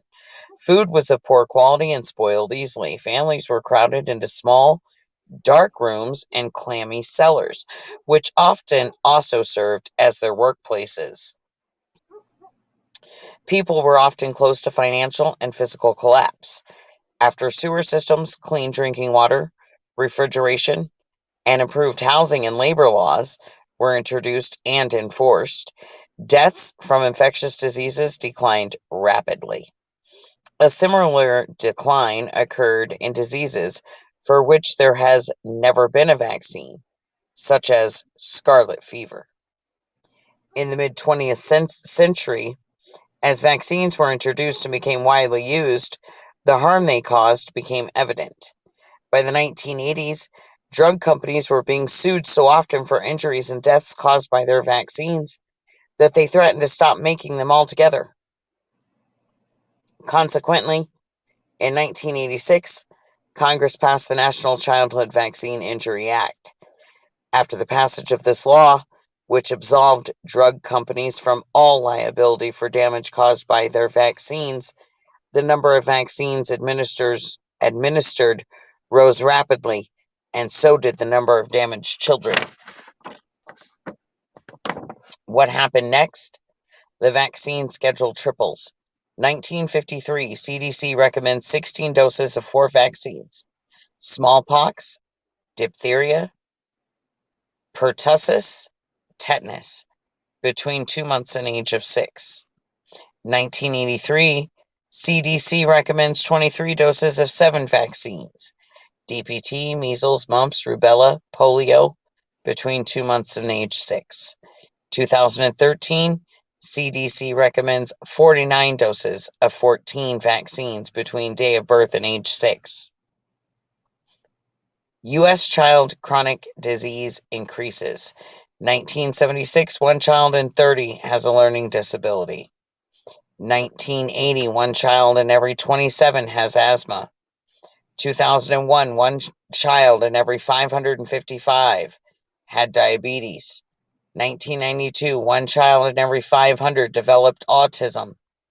2013, 1 child in every 6 has a learning disability. 2013, 1 child in every 9 now has asthma. 2013, 1 child in every 400 now has diabetes. And in 2013, 1 child in every 50 develops autism. Some of the ingredients in vaccines are aluminum, formaldehyde, mercury, MSG, antibiotics, human and animal cells, and animal and bacterial and viral DNA. The Institute of Medicine, a nonprofit organization established in 1970 as a component of the U.S. National Academy of Sciences, published a report in 2013 stating that key elements of the entire CDC recommended childhood vaccine schedule, the number, frequency, timing, order, and age of administration of vaccines, have not been systematically examined in research studies. Right. Hey, Red, I gotta go. I gotta go to sleep for work tomorrow. I just looked at the freaking time. All right, buddy. Talk to you later. Thanks for joining All right. us. No problem. I love you guys. Talk to you later. Later.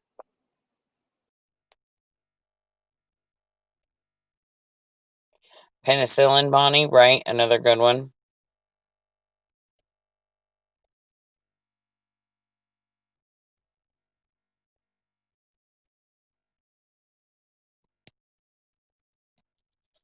Yes, it did, Bonnie. It did absolutely skyrocket.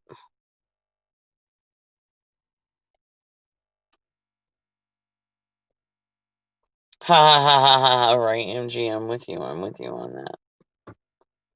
I'm actually right there with you on that.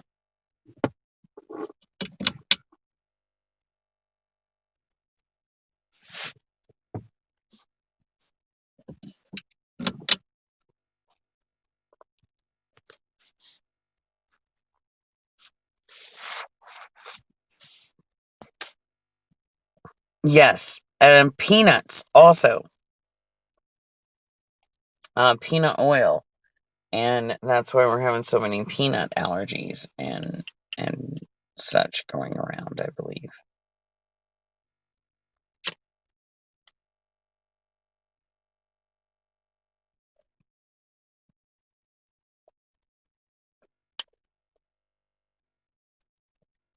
So yeah. And Scarlett, I still haven't heard from her yet, so I don't know.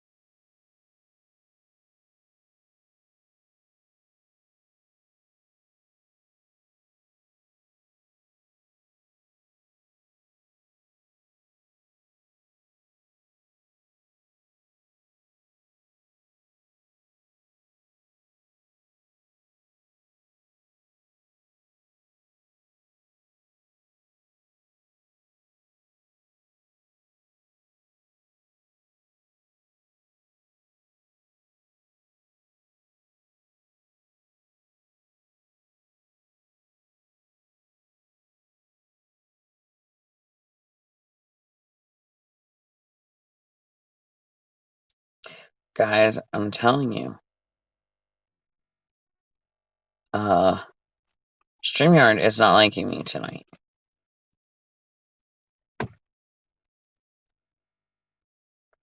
That's good. I'm glad that you found one that is aware of these things, Bunny.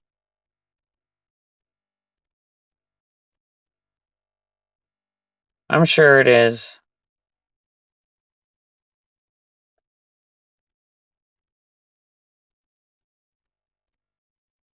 Squalline.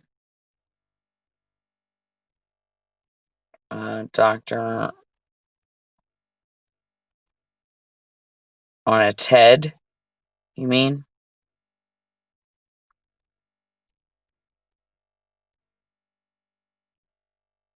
A TED Talk or on a take or tape?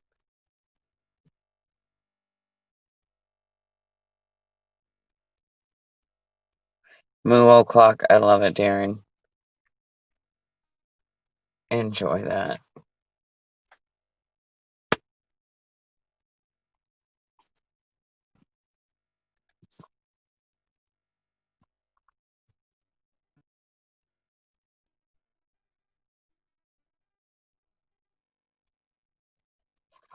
Mm-hmm.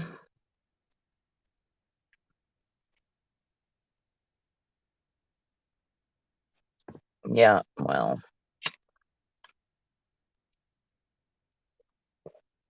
people don't want to admit to the realities. You know, that's unfortunately a reality. People don't want to admit to the realities.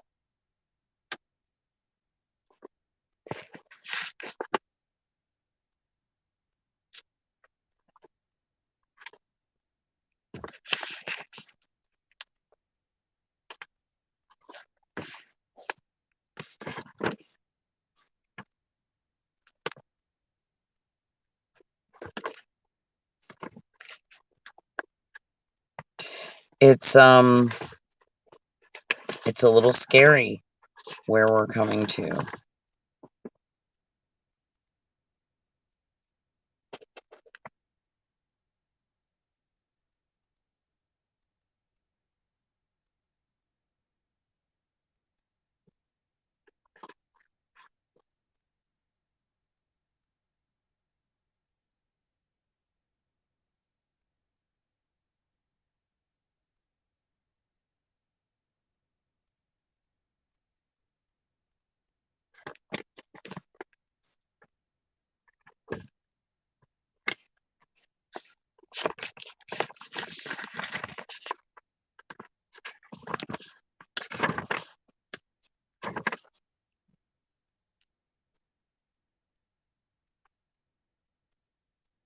Well, I would have ran.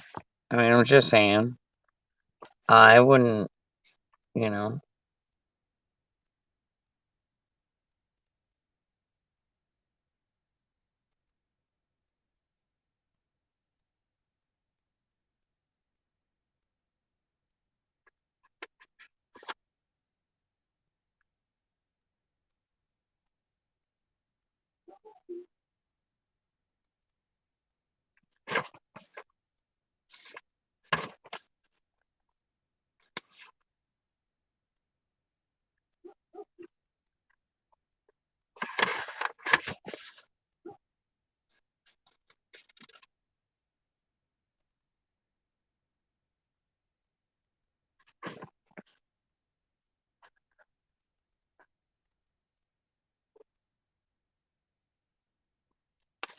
So, I mean, if somebody was trying to jab me, I would have ran. Just as an FYI.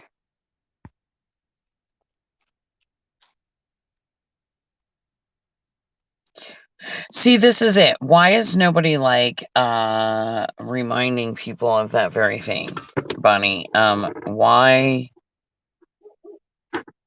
is nobody reminding people how to build their immune systems?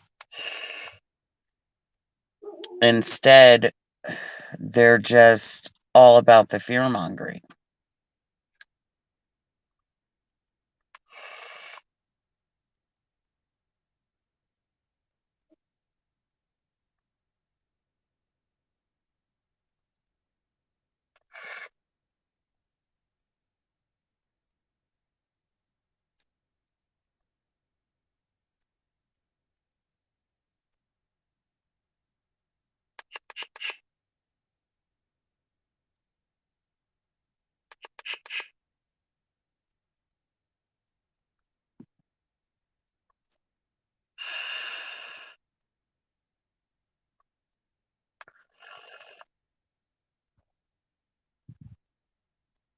Yeah, right.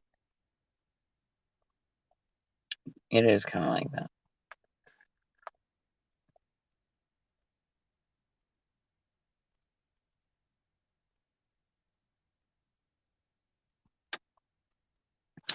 They do want us dependent on them. And in so many ways.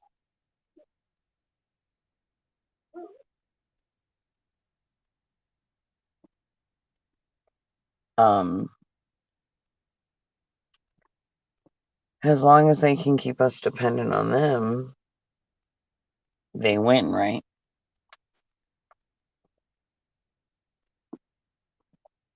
They win every time.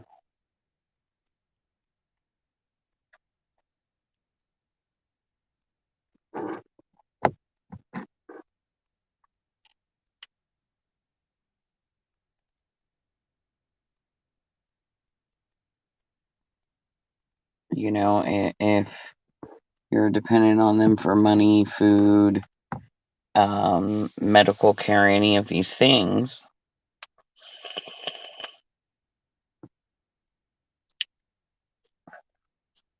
they're going to take full advantage of that fact.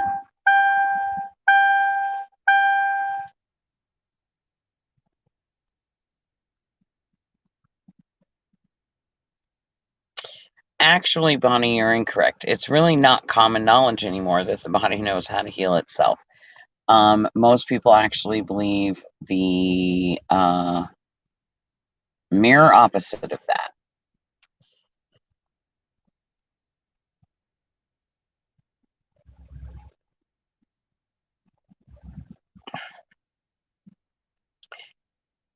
Yes, and politicians have gotten very involved in science, and this is where we get into that whole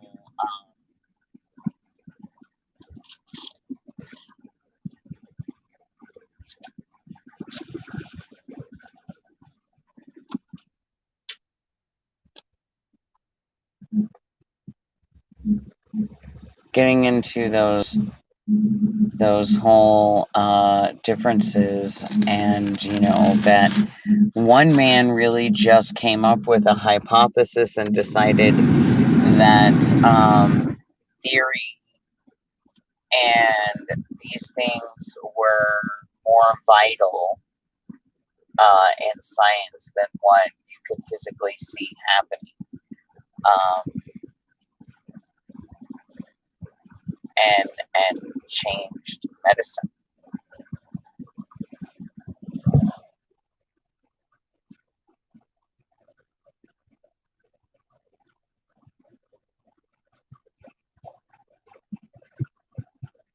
Yeah, exactly. I remember that movie, Dune.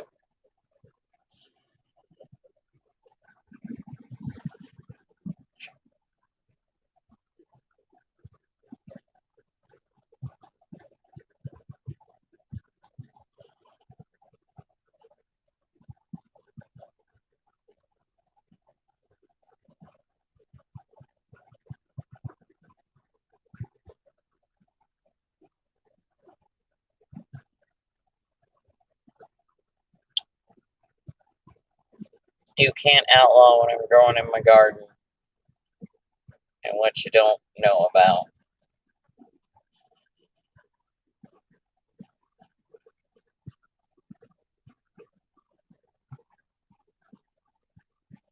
Um,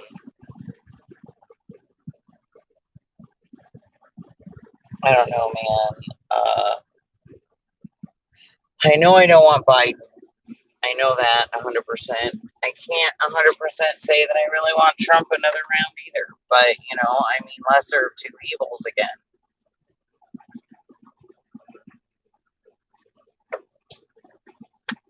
But then there's some questionable things there.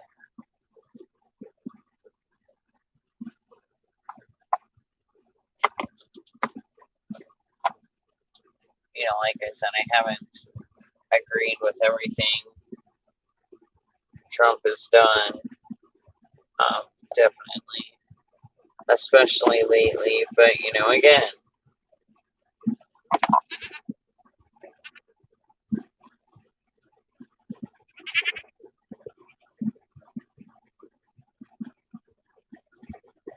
so you know, I mean, that's kind of That's my honesty. That's my full disclosure there, guys. Like, I know I definitely don't want Biden and Camilla. That's like the match made in hell. Um, and again, I don't want that woman representing women. I don't want her representing me. I'm kind of like, fuck that. Like, majorly. Um, kind of feel about her like I felt about Hillary. Um, not feeling that vibe. I mean, I want a woman. I want a woman to be president. I want a woman to do that. I really, really do. It would be great, marvelous, and magnificent. And I would want to see that so much. Uh, However, not the two women that have been brought forth as the potentials.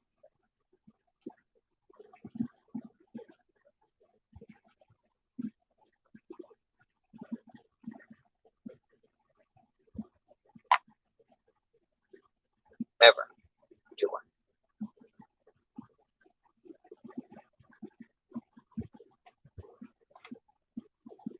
Um,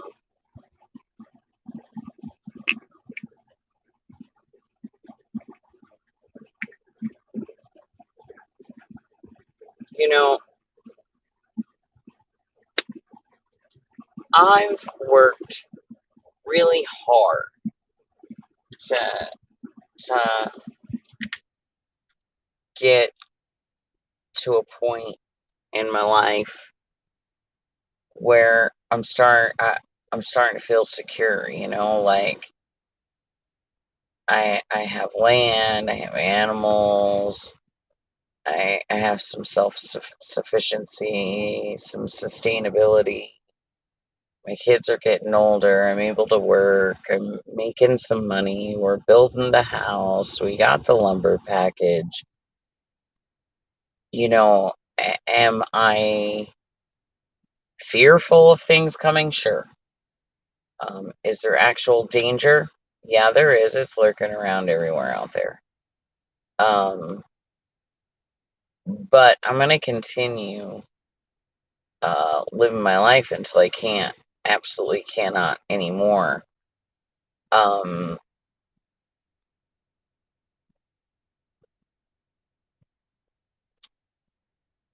I'm living my dream right now. I mean, it's rough. It's got its points. I've had moments, especially lately, where I've thought, man, it would be so easy to just give it all up, go live a cushy life again, and have all the amenities and spend money that goes nowhere. And then I remember all the stress and stuff that comes along with that. And I'm like, nope, nope, a lot of nope. Like for the most part, I live a stress-free, drama-free life. Lately that's not been the case, but normally that's the case. I worked a long time to get here, and I'm finally here, and now society's like falling to shit. Now, I'll be honest, when I moved out here 5 years ago, I was prepared for society to fall to shit then. I was prepared for Hillary to win. I was prepared for the world to just go to crap right then in a handbasket. And that didn't happen. Trump became president. And despite the ups and downs that I felt through this presidency with Trump, the one thing I can say that he has done, at least for me, was he gave me that sense of security again. He gave me that that sense of working towards that American dream again. And I set that goal and I started doing it and I've really been doing it. And I've been proud and I've been amazed at what I've been able to accomplish and what my family has accomplished and what we were able to let go of in our lives and really not even miss in the long run. And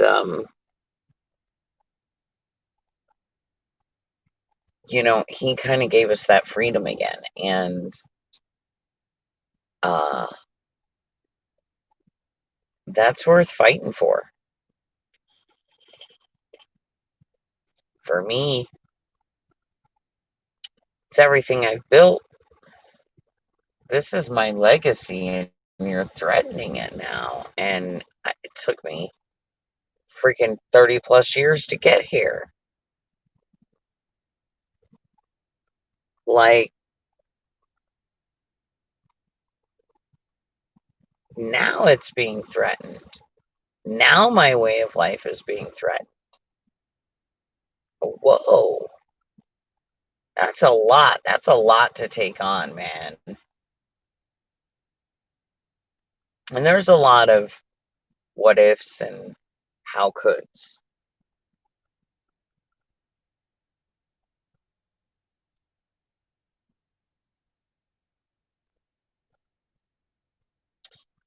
I don't think that he is either. What I'm more afraid of is that they have somehow gotten to him, changed him, altered him, replaced him, uh, manipulated, blackmailed, uh, mind controlled, holographed,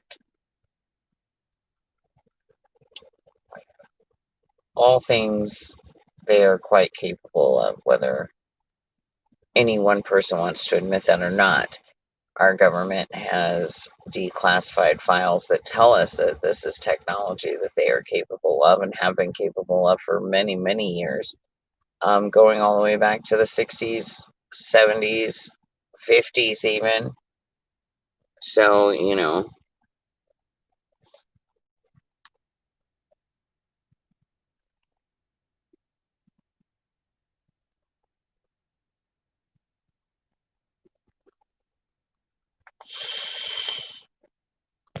I think Trump, if nothing else, did help set a precedent that you didn't have to be a politician to win. I think many people have believed that in the past, and it's prevented many people from stepping forward and even trying.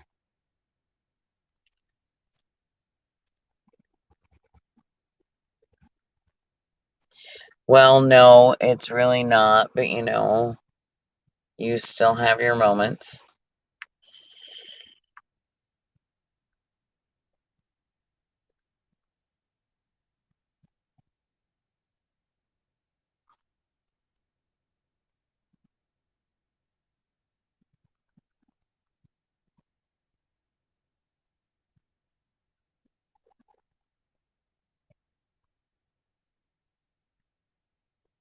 He may not have had a choice, though. That's my point, MG. Like, do I think Trump would have willingly done anything to betray we the people? No, actually, I don't. Oddly enough, Trump could be a real snake in the grass, I think, with some business things. But I don't think that you become a businessman such as Trump without being a little bit of a sleazeball, a little bit of a player, and a little bit underhanded and shisty. Like, the business world isn't made for people like that to succeed.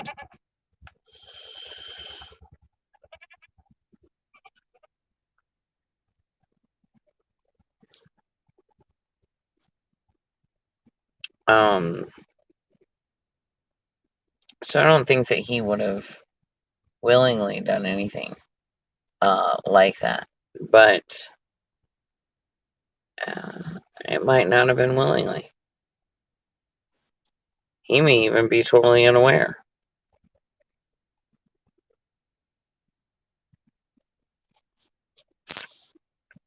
What has he actually done to the drug companies, though?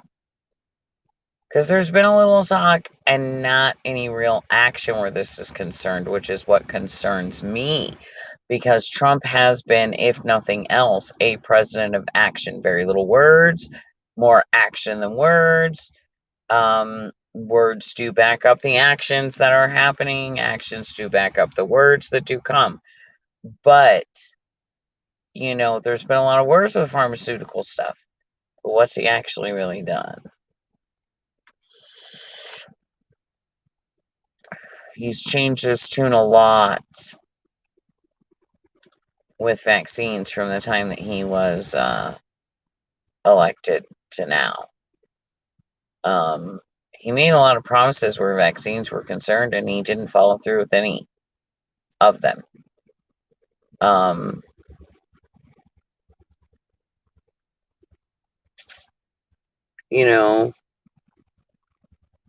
Mask mandates definitely not in his cards. But then again, he tells you to put on a mask and go vote and be a patriot, which, got all kind of, I guess, twisted. But there's been some things, but he's also been bringing a lot of these sex traffic rings to a close, which is part of why they hate him so much.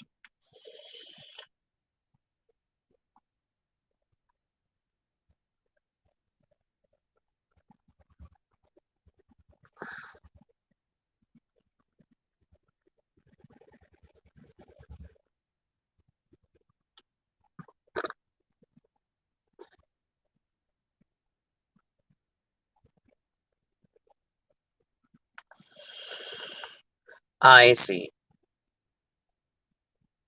Oh yeah, right. Like with the diabetic medicine and stuff. I see what you're saying now, MG. Yeah, but he did that kind of early on, and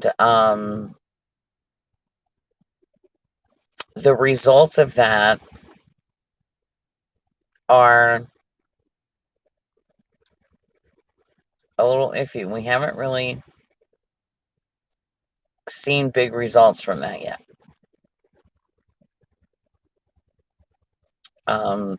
So I'm reserving judgment on that yet. It can still kind of go either way, I feel. I feel like he's kind of playing the fence a little bit. Kind of riding both sides for votes right now, which I also understand. I get playing that game. Mostly everything that Trump spoke on or promised, he held true to. I will give him that credit. He has turned out to be a much better president than I ever really expected him to be.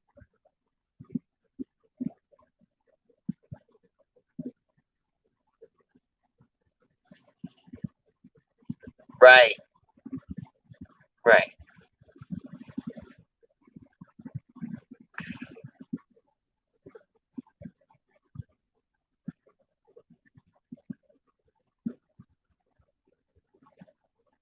I see what you're saying, MG. I see what you're saying.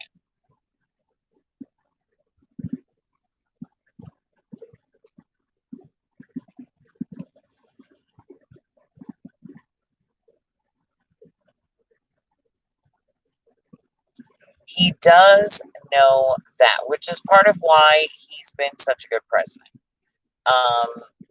Because he does know. He does know. And if nothing, he is a brilliant businessman. And, he really has pulled us out of a lot of debt. And he does deserve credit for that, for sure. I do believe that he's not given all the credit that he necessarily deserves.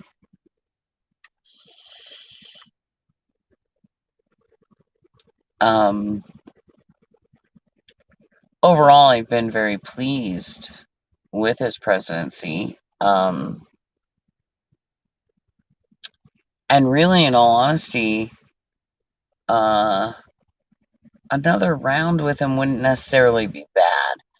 It's more the reaction of the people that I fear when he gets reelected. I don't see Biden getting elected. I don't see the Biden Camilla thing really playing out. It's almost kind of like a joke to me. Like they had to put somebody up there, so that's who they put, like this pair of clown shoes. Seriously? Like, at least it's a pair of clown shoes, I guess, instead of just a single clown shoe.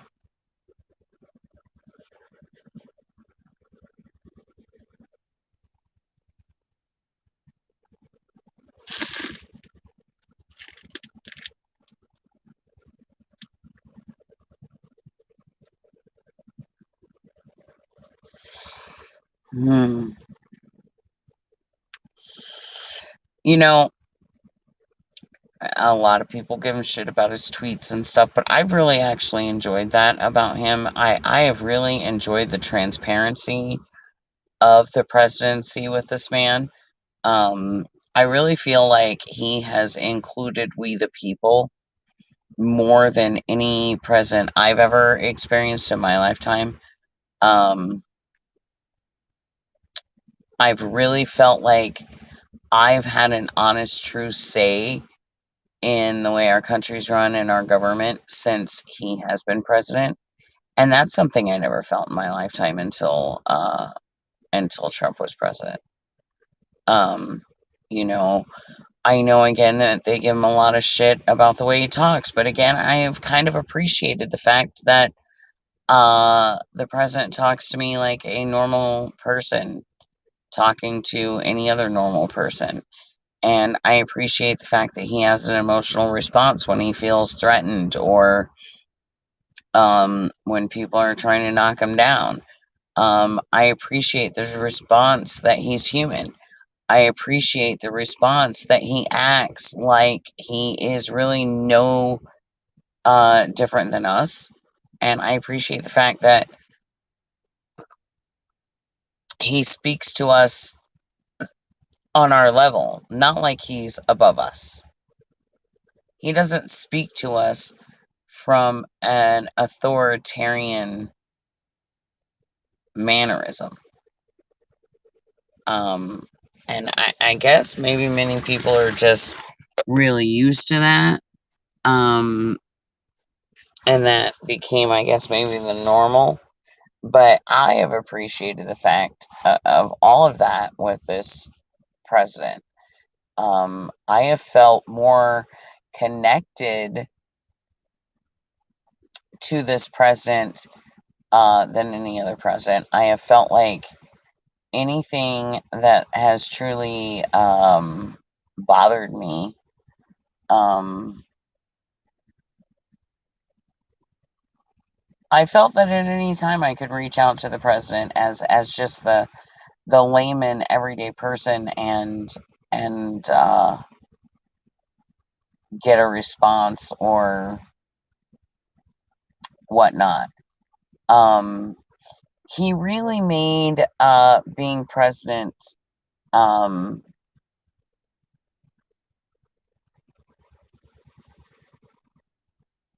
more of a humanistic um,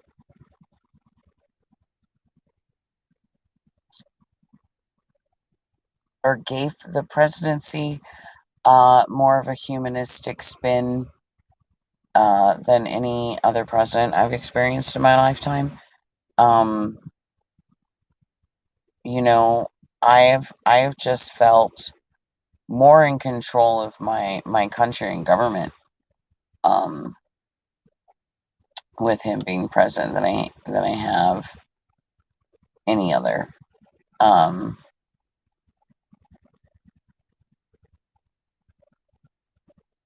I know people give him a hard time because he's not stepping in to state business, and even I'm guilty of that. Because I kind of have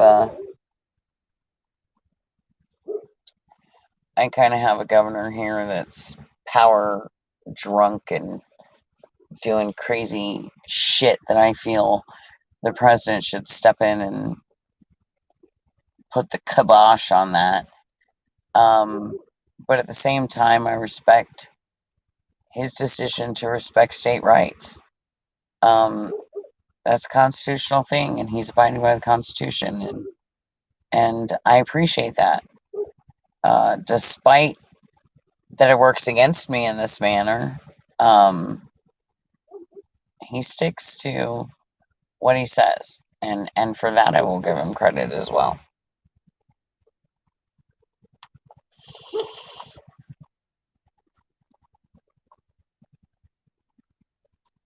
You're right. You're right. It doesn't matter which way it goes. It's going to be awful. I really feel, but you know what? Kind of felt that way with Trump too.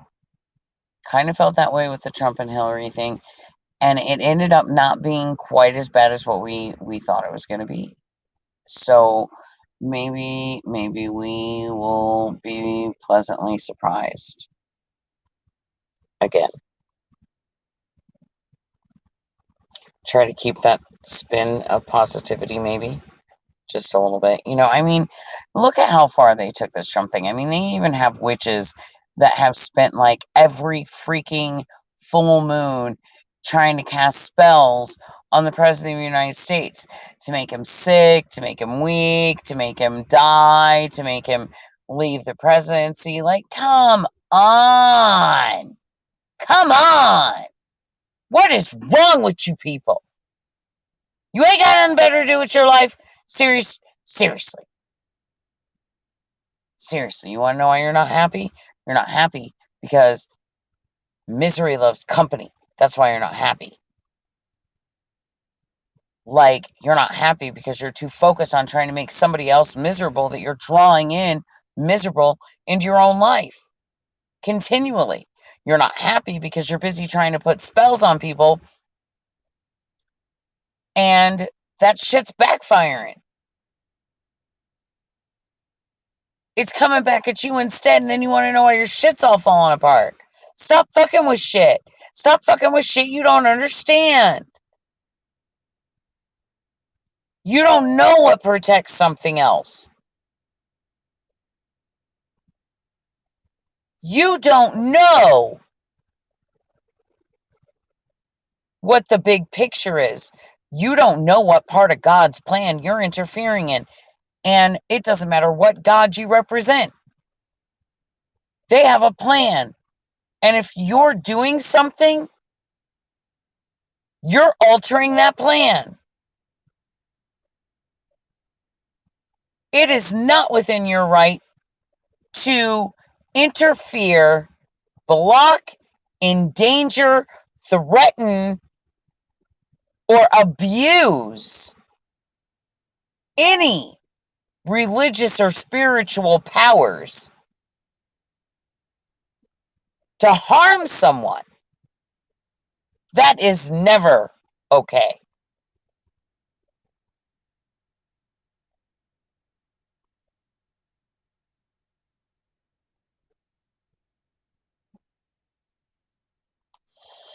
If you're going to take that route, make sure you're really right with your God.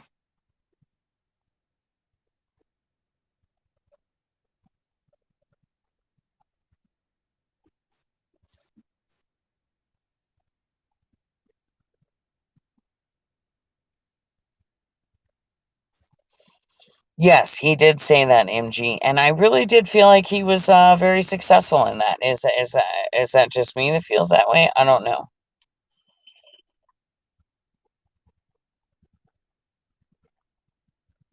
Who is that? I don't even know who that is. So that tells you a lot right there. I'm not really a political person, honestly. I'm really not. I used to really give two shits in a whirlwind either way. Now, when Trump was running for president and Hillary, that's kind of when I started paying more attention, and that's when I actually stepped up and voted for the first real time in my life for the president. It's part of why I didn't bitch a whole lot about Obama, because I fell into that whole your vote really never matters, and they everything's already planned, and they know already who's going to do this, and the vote's just a scam kind of bullshit. I fell into that for many years, mostly with Obama, and I never actually went and voted either way. But then again, I really didn't bitch either way. My biggest bitch about Obama was when I found out that he was not actually an American citizen. That's when I actually started paying attention and was like, now wait the fuck a minute, because the one person that I would have liked to have seen president actually was Arnold freaking Schwarzenegger. I know that that may sound crazy, but I really wanted to see that man as president. And we wouldn't let him do it because he wasn't born in America. And that's bullshit. Like, and then this guy goes and gets it. That kind of made me mad.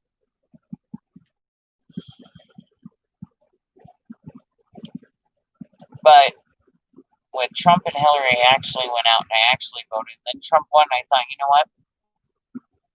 I was lied to. My vote did count. But because I didn't go vote, it didn't count. So they're right, it didn't. But if I would have voted, it would have counted, because Trump was proof of nothing else that those people like me that were out there that weren't voting because our votes didn't matter finally stood up and voted, and guess what? It mattered.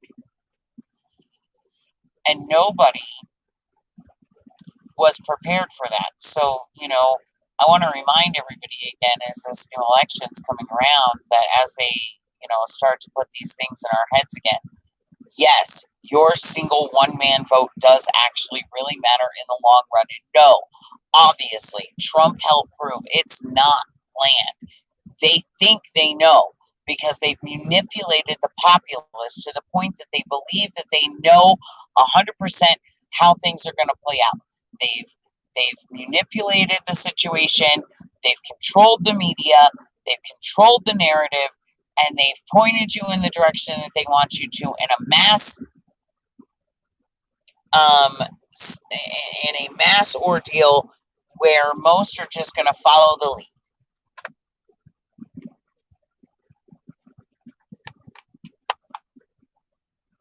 Well,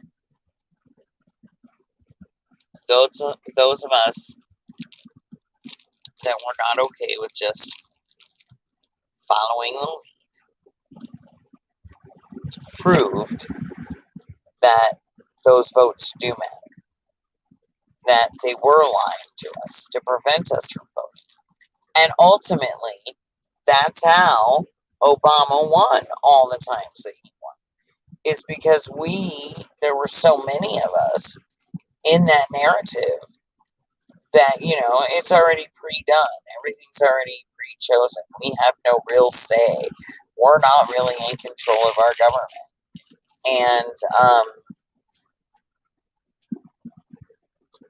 yes, to a degree, that is correct. To another degree, Trump helped prove that wrong. That did happen. Nobody was expecting him to win. Not even him. Nobody was. And yet, here we are.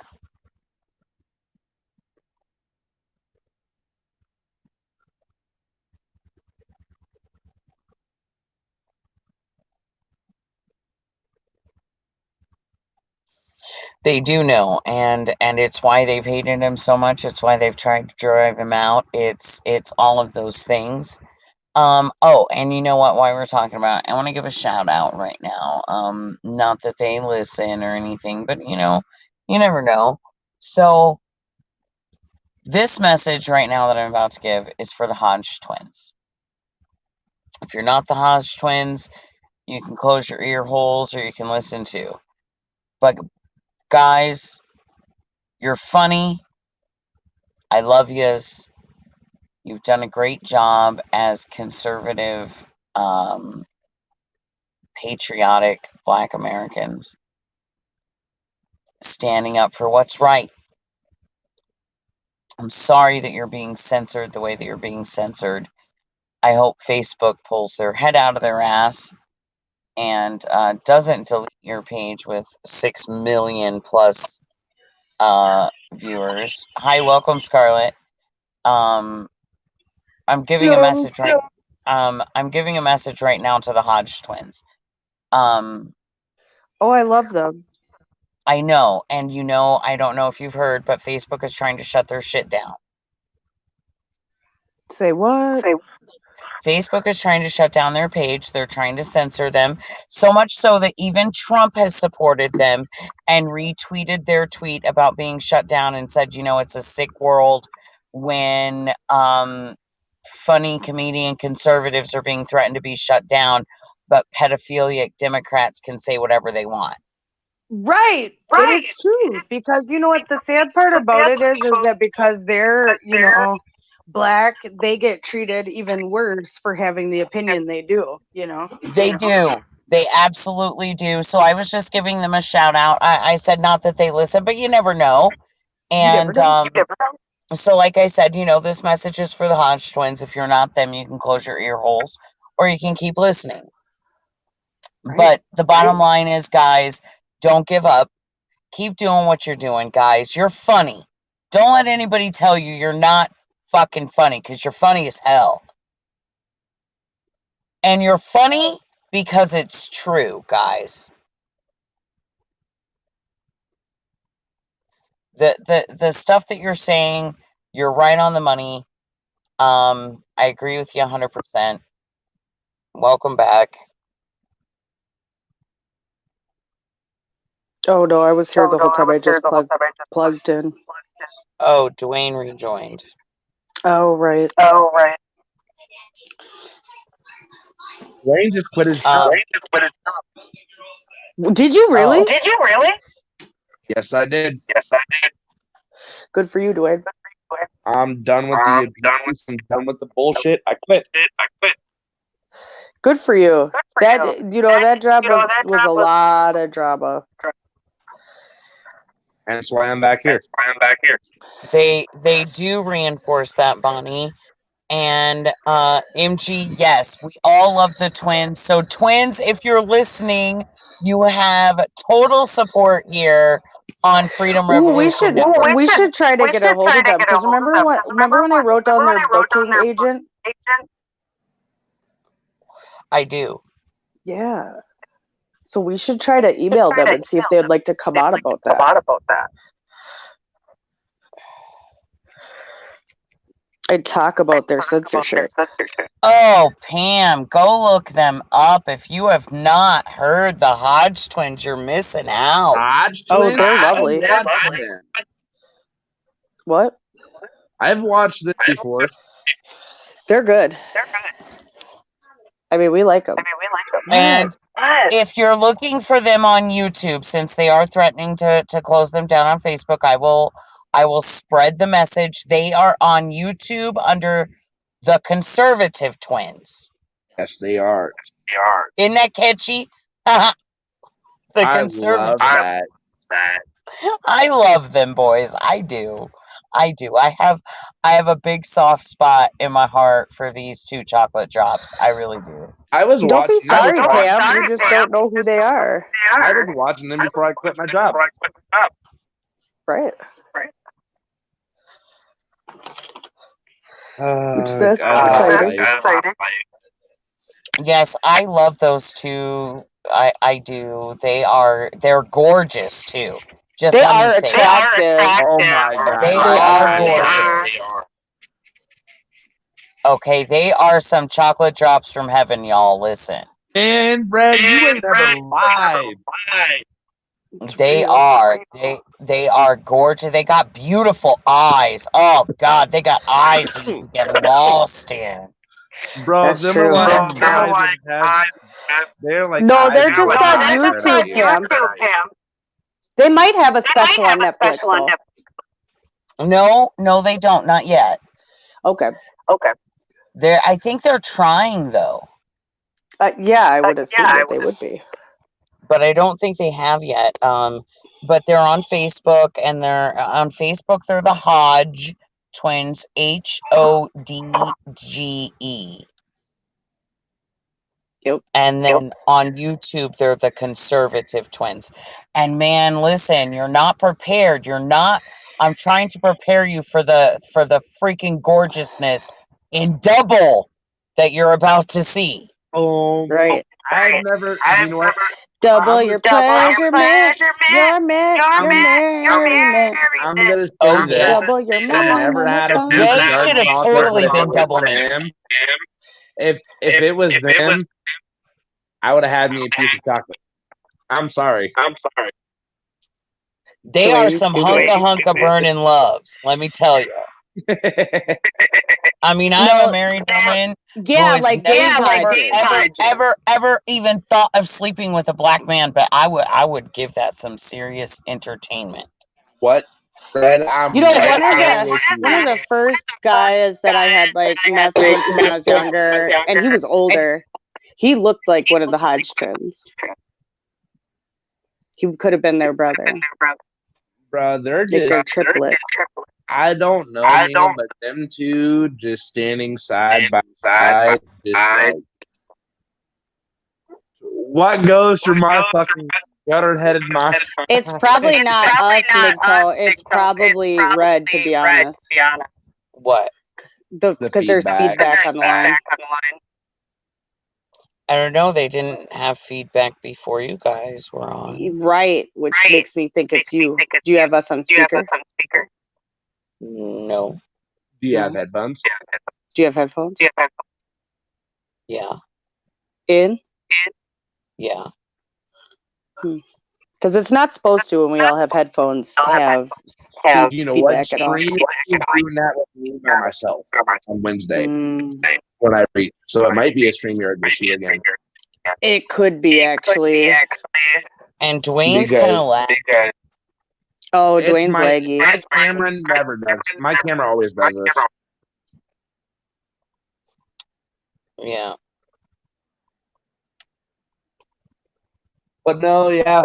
So tonight's been an interesting one, right? I had a conversation with you, had a conversation with my mom. I quit my job. Is that better? Yeah, maybe. I quit my job and now I'm back here. I know Scarlett's been trying to get me to quit my job for a good minute. Thanks, Bonnie. It's nice that we're all three able to be together. It is. You know, and all three of us haven't done this in a while since we started my show. Since we started doing this together. Into my settings.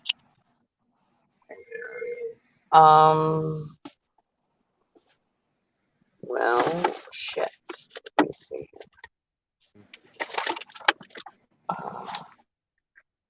It might be me because my headphones just died. So If I had audio processing on.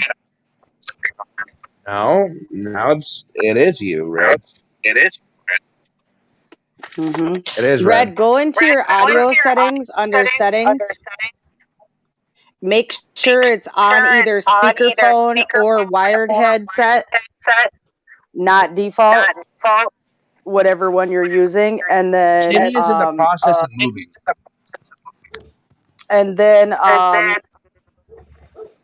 disable audio processing. Now I can't hear neither of y'all. Hold on, Dwayne, stop talking while I'm trying to give her directions so I can hear. Okay. I just want to make sure you could hear. Because that should.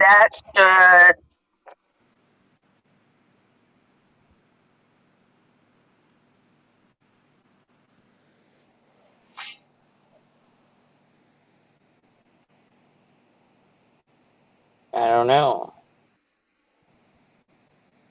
You want me to try Is now? there still feedback, MG? Yeah. I'll better.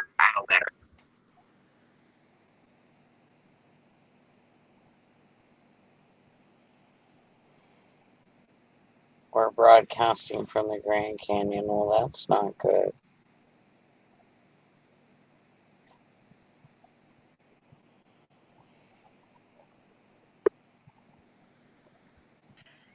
Maybe that's better.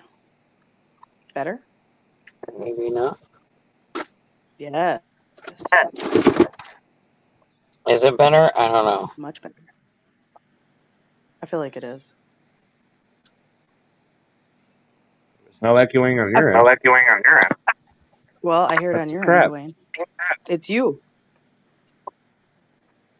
How? It's you, And Dwayne. my headphones. Do you have it under audio settings on wired headset? Yes. Let me see, because I feel like you don't. Don't put I it on have it on default head. and I have it disable on headset audio microphone. processing. That's off, and then I have it on speaker headphones. You clicked disable audio processing because you have to click it, not unclick it. Yes, the check marks there. Right. Then I have it on speaker headphones. Yeah, you should have it on wired headphones, not speaker. I don't have that option. I have default, communications, and speaker headphones. Huh. Well, that's weird because do? I don't have that. I have Well, because we're on phones. That's have probably why too. I have Dwayne's in the speakerphone computer. and wired headset. That's what I have. Yeah, whatever I did killed it on my end. So MGTOW says I'm good. I'm not hearing it on my end. Tim moved back to Chicago, so I'm not hearing anything on my end. now it's We're good now. Am I good? I hope I'm okay. Yeah, Tim moved back to Chicago, everybody. So he's back in Illinois and doing well, I'm assuming. I haven't heard anything bad yet, so. Right, you want to hear something? You want to hear something? When I quit my job, right? Mm-hmm. It was the manager that I've had issues with that answered the phone. That I quit. He went, "Oh, good God!" And my mom's face went from bright white to bright. Oh, I'm about to beat your ass, dude. I feel so good. Like my mom said, she's proud of me because I put up with so much bullshit there. You really did, Dwayne, more than I would have put up with. You know what, guys? Well, I can't say anything. I dealt with Sonic for a year. That's true. That's true. But you know what? Dwayne went through more bullshit that was ridiculous, like to the point where you would have quit, Red. You would have quit. I don't know. I don't know. Do you remember? It was so much worse than what you went through, though, G. Like the way that man talked to Dwayne and treated Dwayne, it wasn't like the same like what you went through, G. Like it was just more organizational fuckery. Do you remember how some of them customers were? Oh, it wasn't customers, G. Though. This was management, G. Listen, see what I mean? Okay, so it's like, and not like homeboy either. You know what I mean? Because I know you know who just left, right? But this was. Do you remember that I was literally in the middle of the fucking floor of Sonic, bawling my fucking face off? That's how bad it got with me with that manager. He was calling me a useless, a piece of shit, that I was stupid. Dude, I had that dude circling the building. I had a dude circling the building threatening to come in to beat my ass because he didn't know how to order his sandwich. And all I asked him was, do you want the chicken sandwich with the bacon or without the bacon? And he fucking flipped the fuck out on me, calling me stupid, telling me all this shit. Dude, then he was circling the whole thing. The customers towards the end were highly abusive. The customers, but the one night with this manager is he got mad at me. Shit. Now watch. I'm gonna tell this story. He got pissed off one night and threw his headset, and I sent the picture to Scarlett, and you can tell like it's shattered, like it's done. He's laid, and so what happened is I was wrapped around a fucking restaurant into the street, 2 blocks back, wrapped. Like I'm probably now wrapped 50, 60 cars through my drive-through on the street. Yeah. And I tell him like, I need help, Brad. I went in there no form. I had no training on register, back line, front line, nothing. So Yep. I'm sitting there trying to fucking float. And he throws it and he starts calling me all these names. I literally ran to the bathroom on my shift, grabbed my inhaler. A friend of mine threw me her CBD pen. And I grabbed my steroid inhaler to get my lungs to, go back to where they're supposed to. And I'm sitting there on the phone with my mom, and it was so bad. My mom had to send me pictures of my son from stop me from blacking out because I was about to fuck this manager up. Then the one night, me and Kenzie were getting into it a little bit. Nothing bad, but I was emotional and having a panic attack and everything. And this motherfucker comes in and shoves me. Like, hands on my chest and everything, and my manager walked in to me and him almost getting ready to kill each other in the middle of the store. Well, in the back part of the store. And then Tuesday, I got told to keep my fucking mouth shut by 3 managers because one of our drive-thru people forgot to put shit in a bag. I tried to please the customer, and I got told to keep my fucking mouth shut. Remember the time when they were trying to be like, you can't have no more seizures at work? They told Dwayne. They told Dwayne, you can't have no more seizures at work. Oh yeah. What the fuck? Oh right, because he can control that. I had a seizure you know on what I'm the saying? floor. Like it's like a switch you can turn on or off. You know what I mean? Like that. I thought that was the most fucked up thing. They were like, if you have another seizure, we're gonna have to fire you. Do you remember when my chiropractor gave me my fucking note that said I needed to be out of fucking work for like 4 days to rest my fucking back, and they told me to just come in, sit in a chair, and use my TENS unit? Yes, girl. Bro, like I had a seizure on the floor. And people don't understand what people go through in fast food, but it is real. I had a seizure on the floor. Like we were out back first smoking, and I felt like I was gonna have a seizure. I texted Scarlett and I said, "Oh shit, this is not good." And she already knew what was up. If I'm texting her at 2:30, 3 o'clock in the morning, I'm like, "Oh shit, this is not fucking good." I literally showed up and handed my brand new fucking manager a fucking thing that even said I was diagnosed with piriform syndrome. Bro, this fucking... I needed a couple of days. Is it me going like literally was like,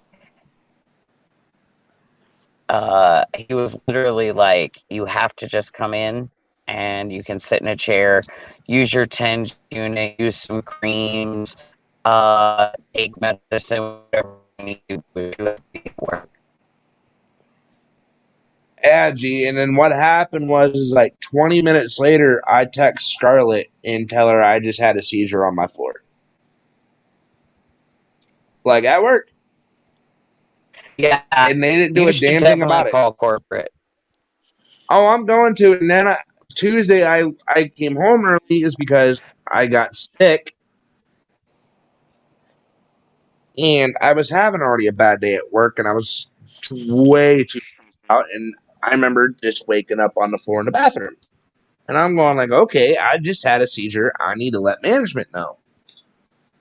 I let management know. They went like, well, you can either leave your shift or try to finish off your shift. I went like, I just had a seizure on your fucking shift, you dumb bitch.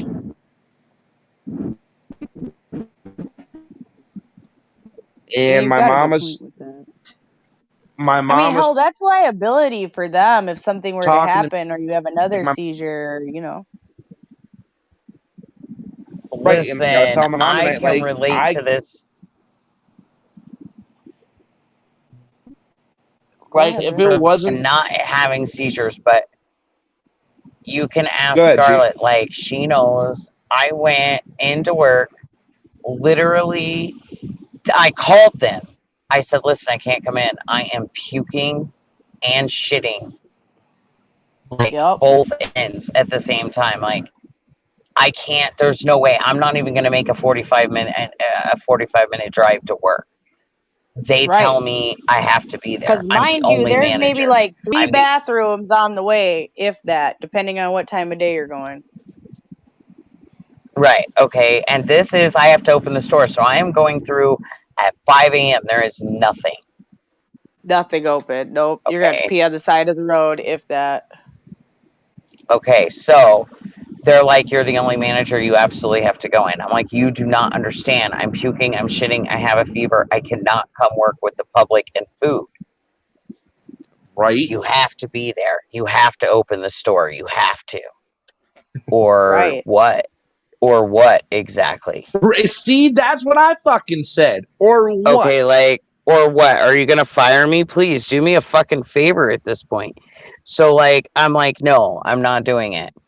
They were like, we'll call you right back. So then they're like, can you please just go open the store? And then Scott's on his way. Listen, Scott and I live the exact same distance from Sonic. He just lives in the opposite direction of me, okay? But we both live an hour away. Why do I have to come in if he's coming in anyway? Right. And you know, and it's like this, fast food treats you like shit. This is why I told my mom tonight, I'm not getting myself another fucking fast food job. I will go work at Speedway. I will go work at Cheats. I'll go work at fucking Bell stores.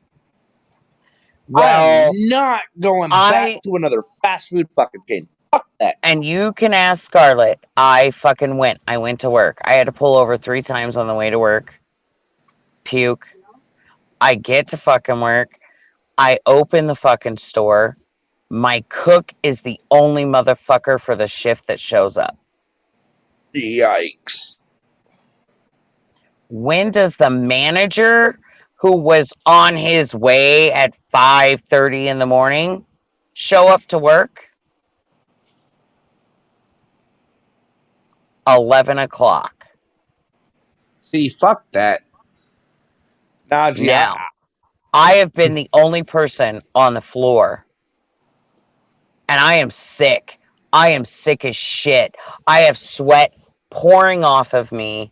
I am pale white. People are coming to the drive-through and looking at me, and they're like, "What is wrong with you?" And I'm like, "Listen, I'm really sick." And they're like, "Don't even give me my food. Just cancel my order." Right. see, Okay. I am literally trying to take money from people and having to run across the fucking little building restaurant to go puke. Right. Because, see, there's no While bathroom customers, inside because it's Sonic. So it's like you got to right. go, like, outside, kind of. So in front of customers who are watching. Right. Okay. Then 11 o'clock, he rolls in and I'm like, okay, I'm out. He's like, oh, you can't leave yet. what? Yeah. No bullshit. Now, when he had not shown up by a certain time, which was pretty much the first hour that I was there, I had called the head honcho person and told her what was going on, and she was on her way, but it takes her 2.5 to 3 hours to get to me from where she's at. So she was on Right. her way. I was still there when she got there, and he had Yep. been there for 2 hours. You know what? And here's the thing: is like a new policy has came up with fast food. Is And like if maybe an because of COVID, things have changed a little bit. like that's what I was just Nah, gonna say with COVID. If you you would puke on think. shift, well, no, McDonald's instead of this. If you puke on shift, No, I'm sure with COVID, G, they're rushing people out, not like they used to. Because I they let my know they'll manager get their know. fucking pantsuit off of them right now during COVID. Oh, I'm calling the health department tomorrow because watch this. The midnight manager. Oh, right? listen, we Makes worked all in his some hella food. conditions. Oh no, We hold on. worked in Watch this. He makes food with his bare hands. What? that ain't shit, G.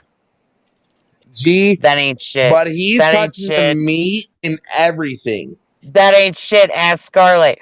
We had a fucking freezer that wasn't even fucking on for Bruh. 3 days that they Yes, were and they still still were trying to serving serve meat people this out of. food. Yes, that was out of a freezer that was not operational, y'all. Man, see, this is why fast food is Red was fuck ready out to somewhere and quit right die. then and was like, we can't keep feeding people this food. What the fuck? Well, I know the health department's gonna have a field day today. Our Yeah, as air soon as she conditioner. realized that hadn't been on for like 3 days, she was like, and we've been feeding this to customers? Like, what the Yeah, fuck? oh yeah. Wait, Yeah. there was meat inside the freezer and it wasn't on? Correct. And Yeah. they served all these Correct. people the food inside that Dude, was inside.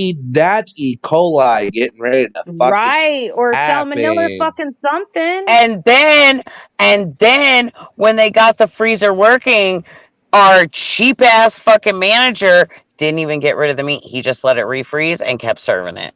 Yes, he What? did. Yes, he did. That's when Red was, that was like at the end when Red was ready to basically just like piss on it and start the place on fire, you know? Bro, like my mom tonight was just trying to get me to fucking stay, and I finally told her, like, mentally, I cannot stay there. I'm fucking telling you, dude, this shit. I went through some shit at Sonic. I saw some shit go down at Sonic, some gross shit. Like, our fucking air conditioner was broke, dude. I sent pictures of our thermostat in the building, Yep. and Yes, it you was the did. front of the building And away it was like from the 100 fucking stove. degrees. No It was a bullshit. Gee, my hundred store and gets a ten mad. degrees.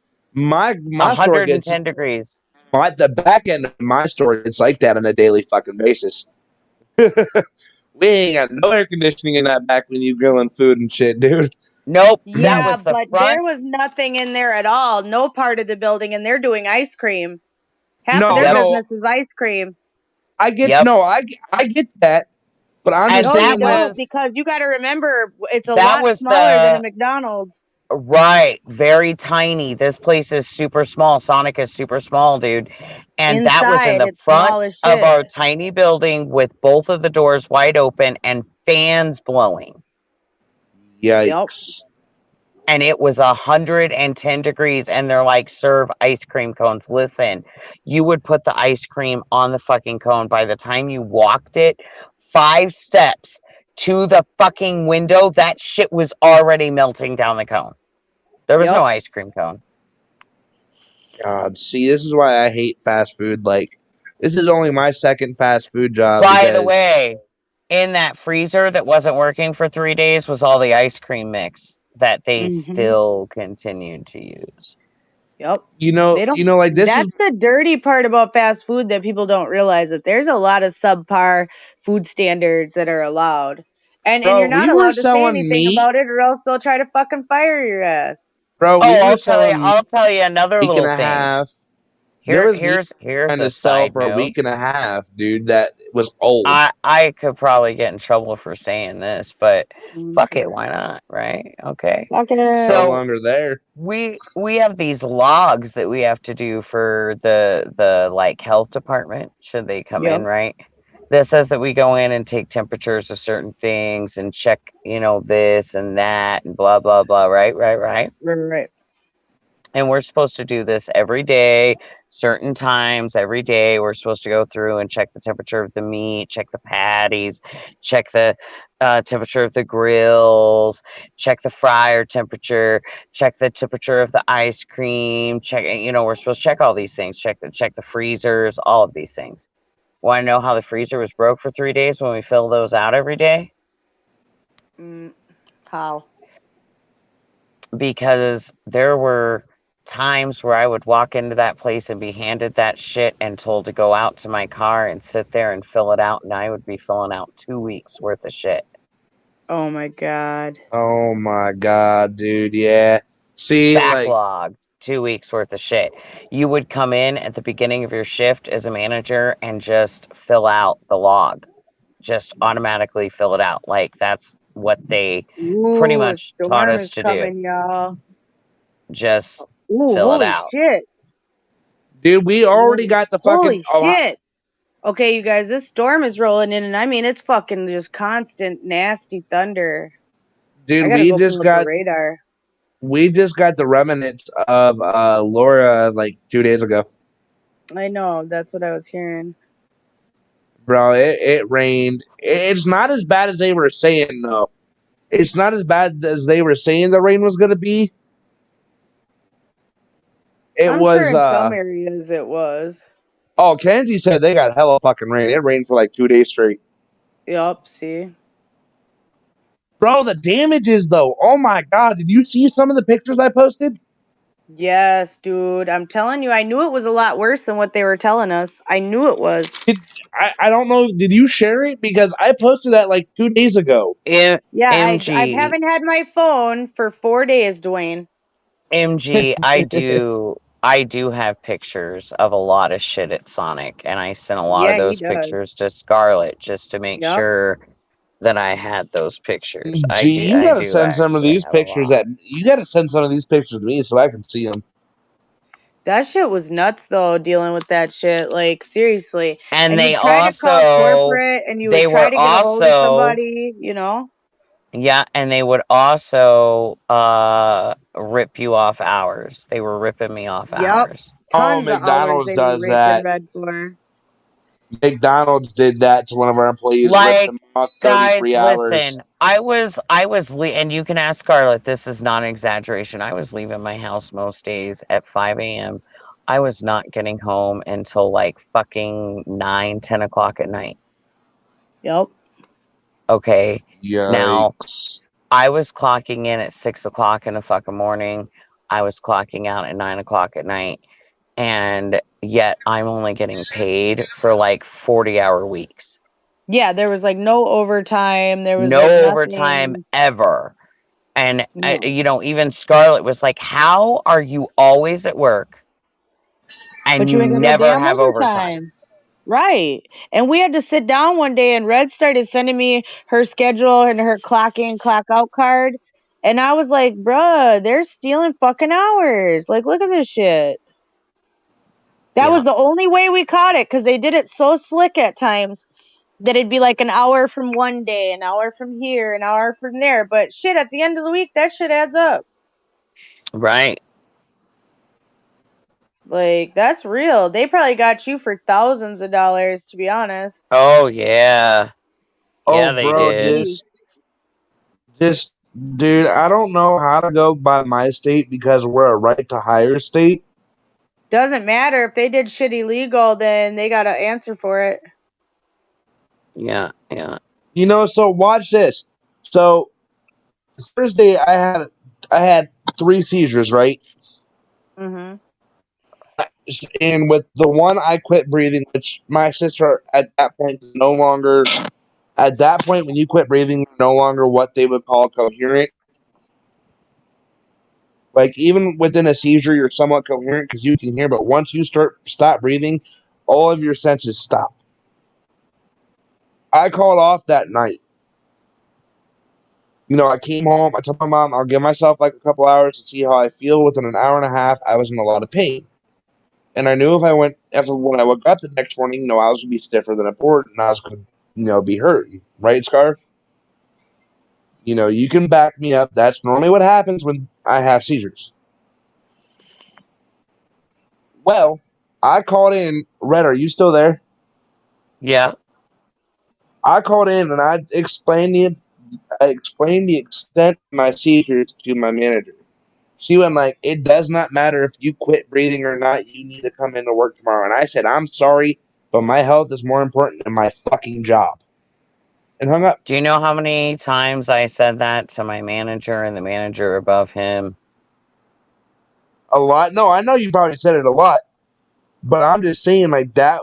I think Thursday is just kind of it's like where the mental like I'm getting put down by Like, management. Like that's all the I've got. sad and I'm glad that you quit, because the sad sick thing is I stuck with it for a year. And you can ask Scarlett. When I started there, I was in perfect fucking health. I was great. I felt great. I was in the best condition I felt I had been really in a really long time in my life. And Sonic almost took me down, like health wise. Like, I mean, almost really took me down. It wasn't my health that made me quit. It was my mental health. Because this manager said some harsh shit. Between the physical and the mental, it Sonic damn near broke me. That's real. Kenzie, my counselor and them almost put me in the hospital because of how bad I got. I'm not trying to one up Yeah. you or anything, right? But I know what you're saying. Like I don't my know counselor, why fast food devolved to that level because it was I never don't like know. Yeah. that before. But it like I it don't. makes sense now why they have such a high turnover rate Oh and why they have yeah. so many issues. Like even it doesn't matter what company you work for unless you have a good group of people. Because like Mr. Tire has a different experience working at KFC for almost 10 years where like Right. he knew his manager, he knew everybody knew the crew and they were a good functioning crew and everybody did their work and everybody did their Now share. listen, I will say that when I was younger and I worked at like Wendy's, okay, when I worked at Wendy's for instance, there was never a question. If I called work and I'm like, "Listen, I am puking." They're like, "Okay, see you when you're not puking." Right. And I And hope Okay. now with COVID, those type of rules, like, if they act like if you even have a sniffle or a cough, you have to go home. I would hope that they would Um have changed at least that. all the years that I was a waitress, Yep. that's what you I'm thinking know, about doing. Is being a waiter. I I can remember coming in as a waitress, in winter with like a cold and being sent home. And Um, I'm thinking about going to Wendy's. I really am because I was looking at the one up here right up the road for me, and that's really good reviews on performance and everything. But this is the second um, time I've worked at McDonald's though too. honestly, Wendy's when I worked there wasn't a bad experience, but that was very many years ago. We're not going to talk about how many because it was before my oldest son was even thought about. Word. Actually, I met his dad while working there. So we're really Wow. not You going to throwing talk it back. about how long. You know, What? Throwing it What'd you back. say? I said What'd you say, throwing it Scarlett? back. Throwing Oh it yeah, back like yeah. throwbacks. Oh yeah, it's like because this is the that second time was a big one. this is the second time I've worked at McDonald's. I worked at McDonald's for 6 days out in Alliance until my aunt You know decided to what? get and I became homeless. And my I don't. dumbass decided to go I fucking believe back. that, Big Toe. I believe that 1,000%. I have been passed up on really good management positions for people who are completely inept. And I figured there was something like that these HR companies actually do. And that's what HR is really there for. Because they go to school and learn a lot of fucky shit that they don't tell people about. And I'm telling you, I believe that's 100 fucking% true.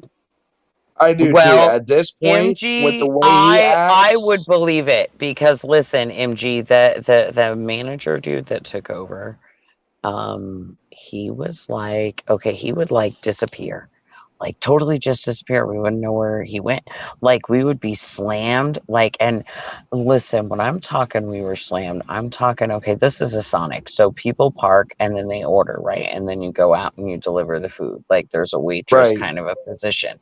Now, I am talking, when I say we're slammed, I'm talking every stall is full and we have a drive through.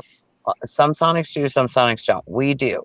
Our drive through is so packed that it's wrapped around, bleeding into the street, and it's all the way out to the fucking stoplight. And this dude just takes his headset off and walks away and just the fuck appears. Nobody even knows where he's at. Well, we get these. That's what happened the same night. That's the same thing that happened to me.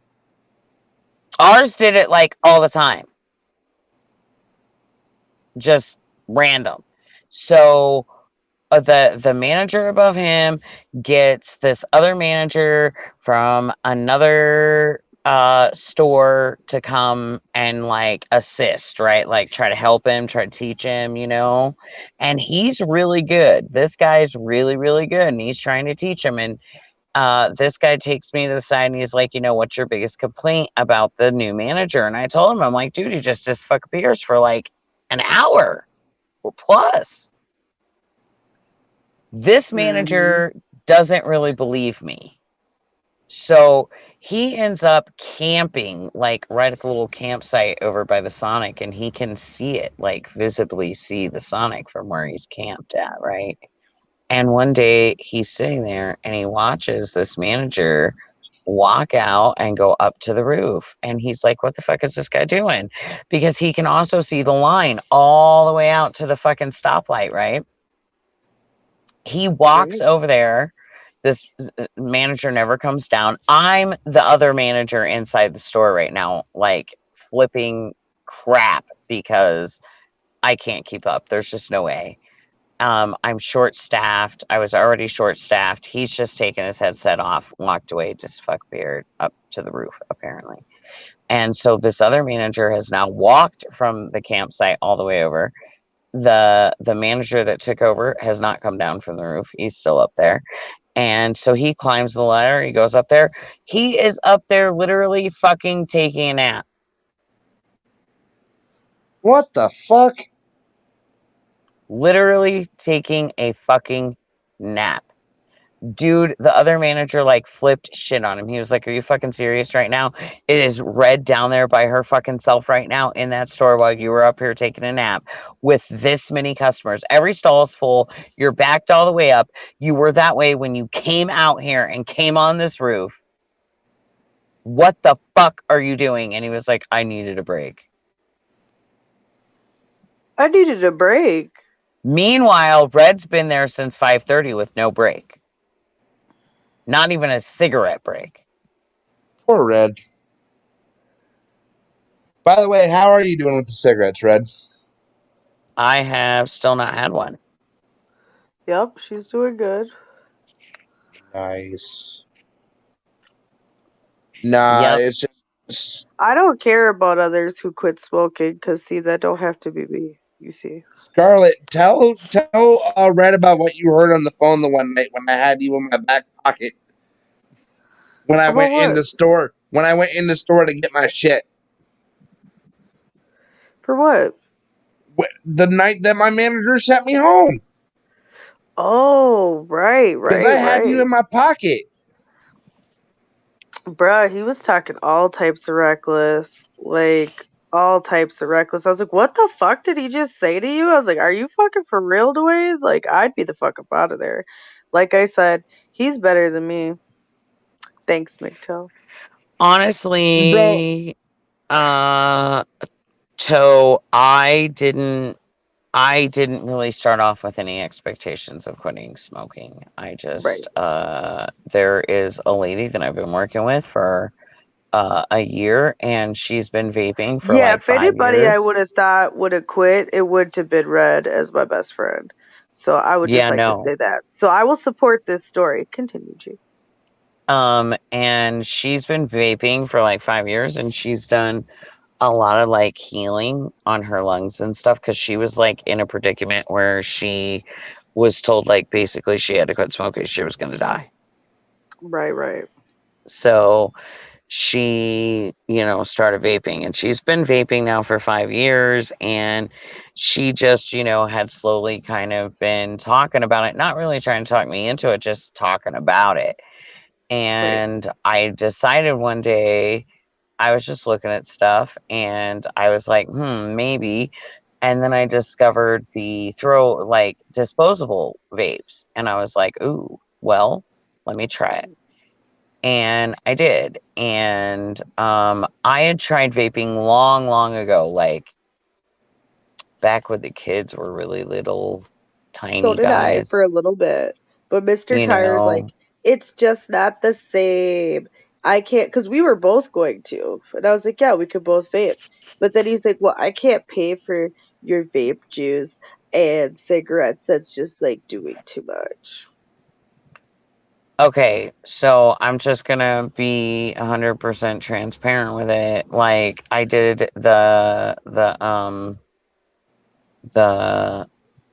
disposables, and I did those for 4 weeks. I think it was.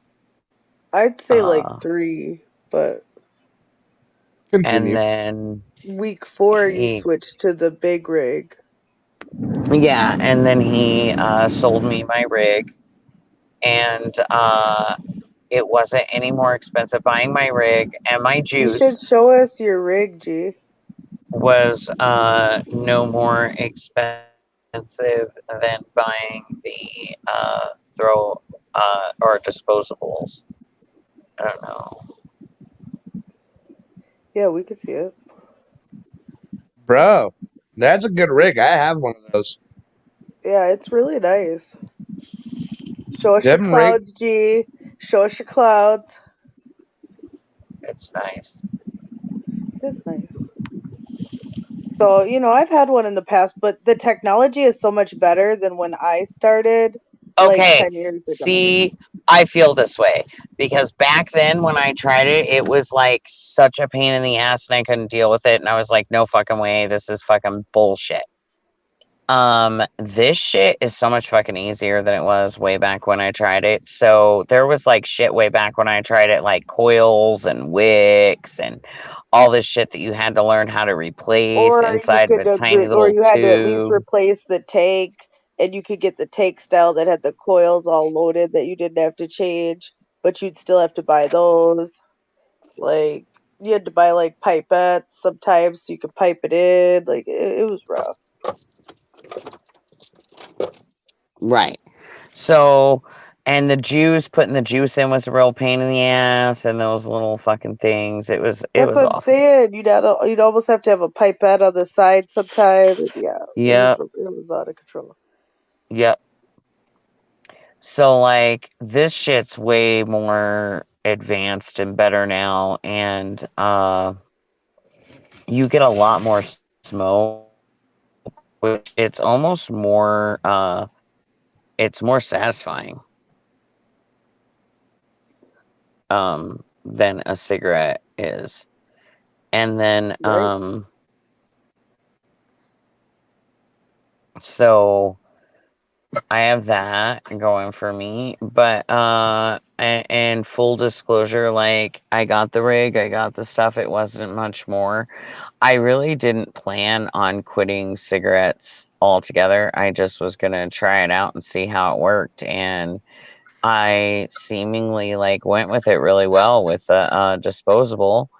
And then I was just at the smoke shop this weekend, yesterday, as a matter of fact, and I bought new juice. And I did that not because I was out. I'm not out of juice.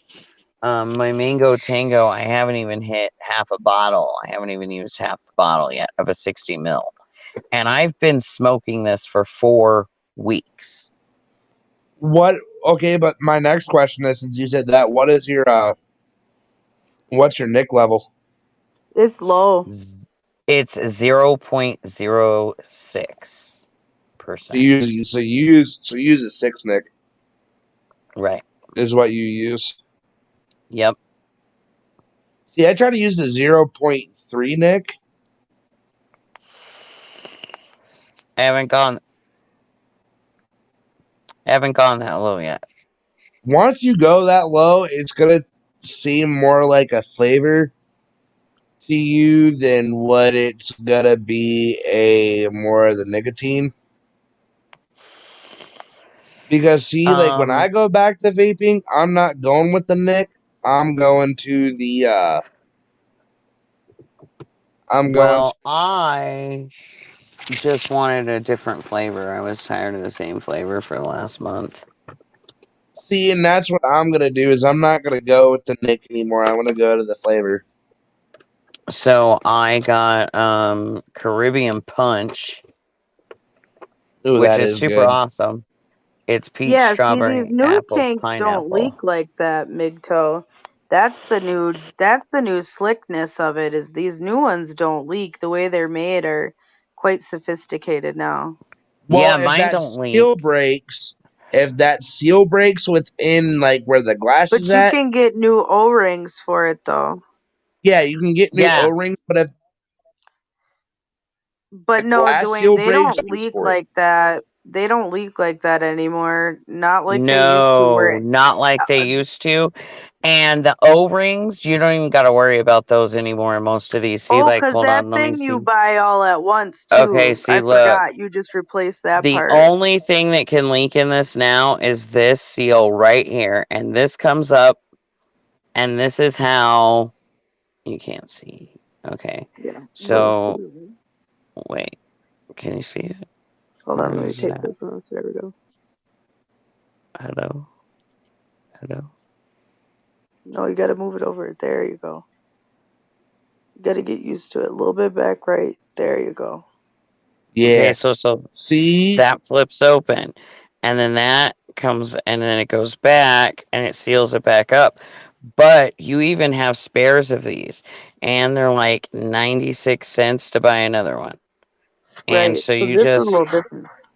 see, plop but it them on there. style ones don't leak. But But if you get the traditional ones that are the big they do not leak. Like I fat can put it in my ones, pocket. I don't have to worry at all. yeah, I Um, get the big fat ones that always end up Yeah, see, that's freaking why you leaking. don't get those, and then they leak all over. But see, the hard Friggin'. thing about maintaining vapes though is replacing the coils.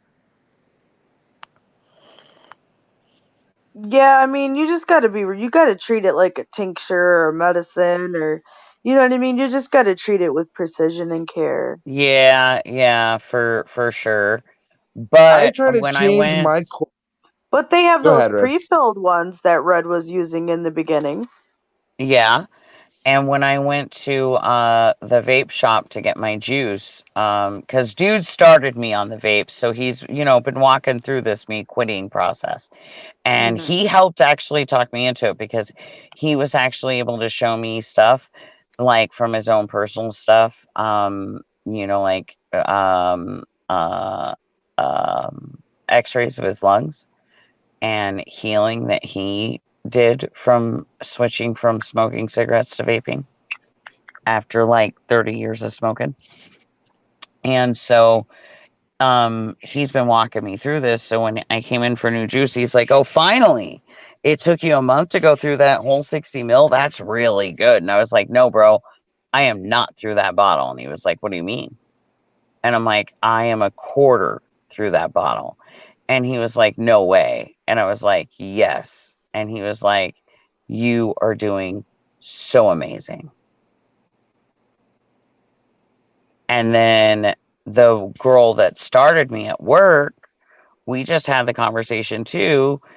And she's like, "How often do you fill your tank?" That's what I want to know. How often do you fill your tank? And I was like, once every like 2 days. She's like, "Oh my God, I fill mine like 4 times a day." Holy shit. Bruh, that's what I do She's with my like, tanks, dude. Oh my god, I'll fill my tank up like every 45, 50 fucking minutes. I'll refill a tank. Well, that's how you're gonna OD on nicotine, Dwayne, first of all. Well, right? no, my shit was non-nicotine juice. It was the flavored shit. Yeah, Like, eventually I'll get there. But I decided to do another If you just 6. want to have like a cigarette alternative that still has nicotine, I still think this is better, and you don't necessarily have to quit either.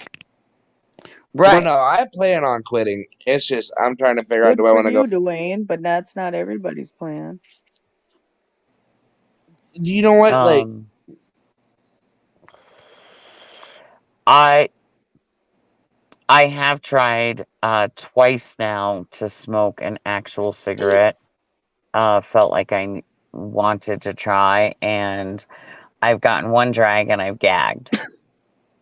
see, that's good. It's Then it means that the shit's starting to leave your fucking body and it tastes horrible to you. Well, all the it other does. chemicals, because that's what it really is. It's all the other chemicals in cigarettes. Rat poisoning, Yeah, embalming fluid. it tasted like It tasted like That's dirty why I air. roll my own, and the only thing that's in there is nicotine, literally. Like, I'm addicted to the flavors now. It's not even about really the nicotine, I don't think, as much as the damn flavors. Like, the nicotine, like, is in the cigarette, and I'm like, ooh, why did I ever, Yeah, but like packaged cigarettes, like what you were buying from the store, are quite different than rolled cigarettes that the only ingredient is nicotine. Where packaged Yeah. cigarettes are sprayed with a bajillion chemicals, like Dwayne Well, says, have to be rat fair, poison, formaldehyde. Like that's to standard. That's how you make a to cigarette. be to be fair, hubby has been rolling his own drum again. And so I tried a Marlboro because I still had a whole pack of Marlboro because when I went to the vape, I still bought a pack of cigarettes at the same time because, well, I don't know if this is going to work for me. Right. So I tried a Marlboro, one drag of that gagged me out. Couldn't stand it. Tastes like filtered dirty air and I didn't like it. And then the next time I tried a cigarette was one of hubby's roll his own drums and that didn't gag me as bad, but it still just tasted like dirty fucking air, and it made me like, whoa, no, nope, that's way Right. too much nicotine. Like, I don't need that much nicotine. Bro, right? Like when I start like vaping and like today I tried to quit. I bought it. My friend bought me a little Views vape. And I've been doing that all day, but I can't spend like $15, $16 in a pot right now. It's not the money. So my best friend bought me and my mom a pack of cigarettes.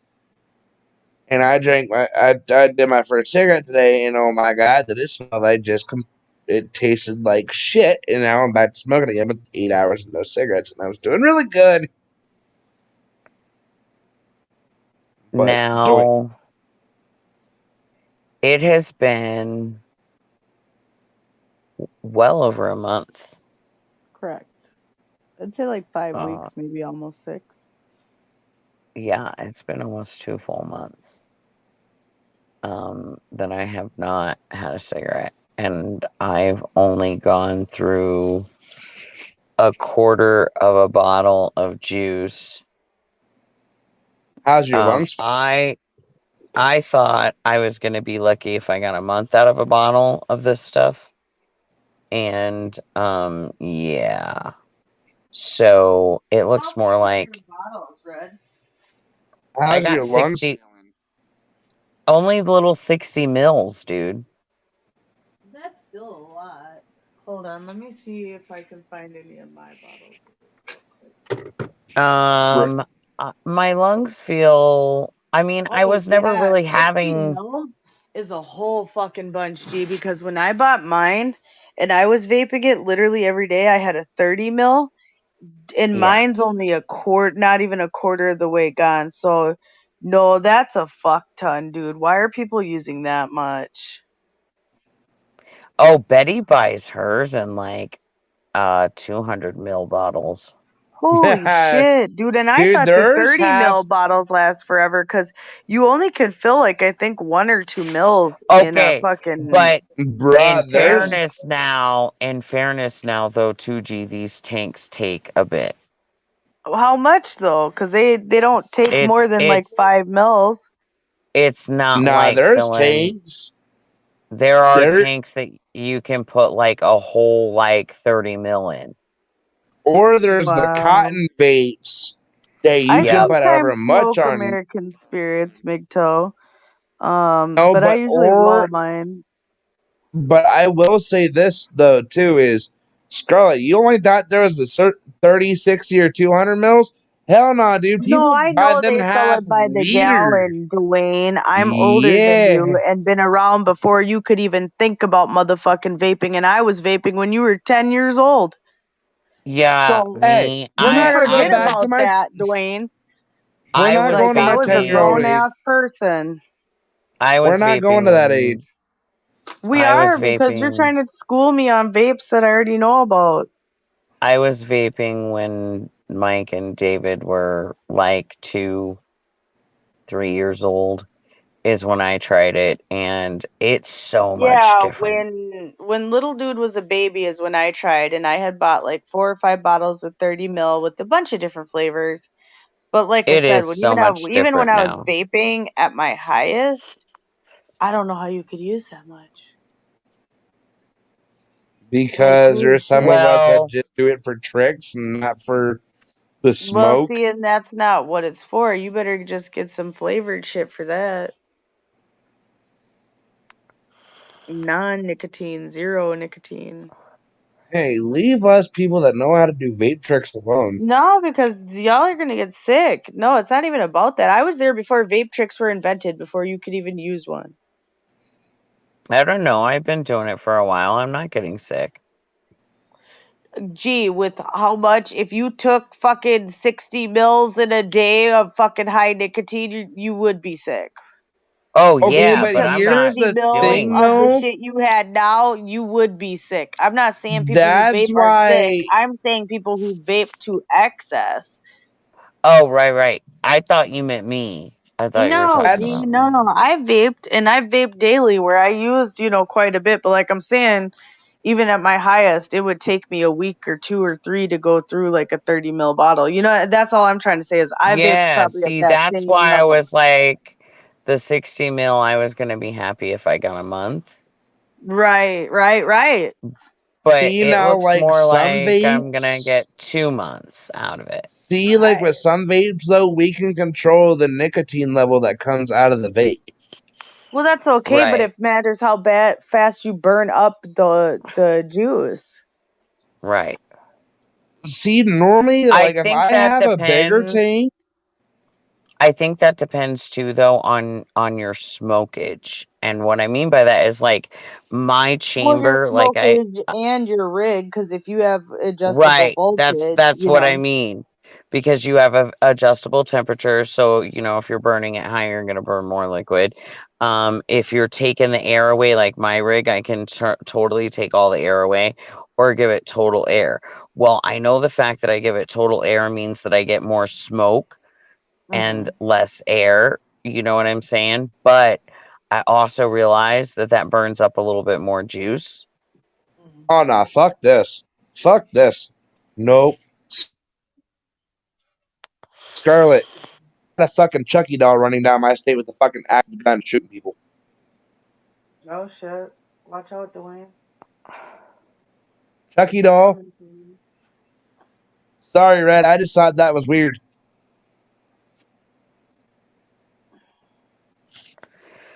Yeah, Chucky. when I started with the disposables are 50% nicotine. You can't be doing that, MGTOWs. Like, yeah, it's not the same. Yeah, Now it's they do have not. like flavor enhancers though that you would be They able to add to do a that cigarette have no that aren't. nicotine. Yeah, those aren't nicotine, but you could add like flavor if you wanted to infuse like a flavor. Right, That I right, do that with my cigarettes sometimes. I fuse a different flavor to it. right. It's good. I mean, like, I got one that's called Smurf And Piss, and I'm it's not like a blue saying raspberry.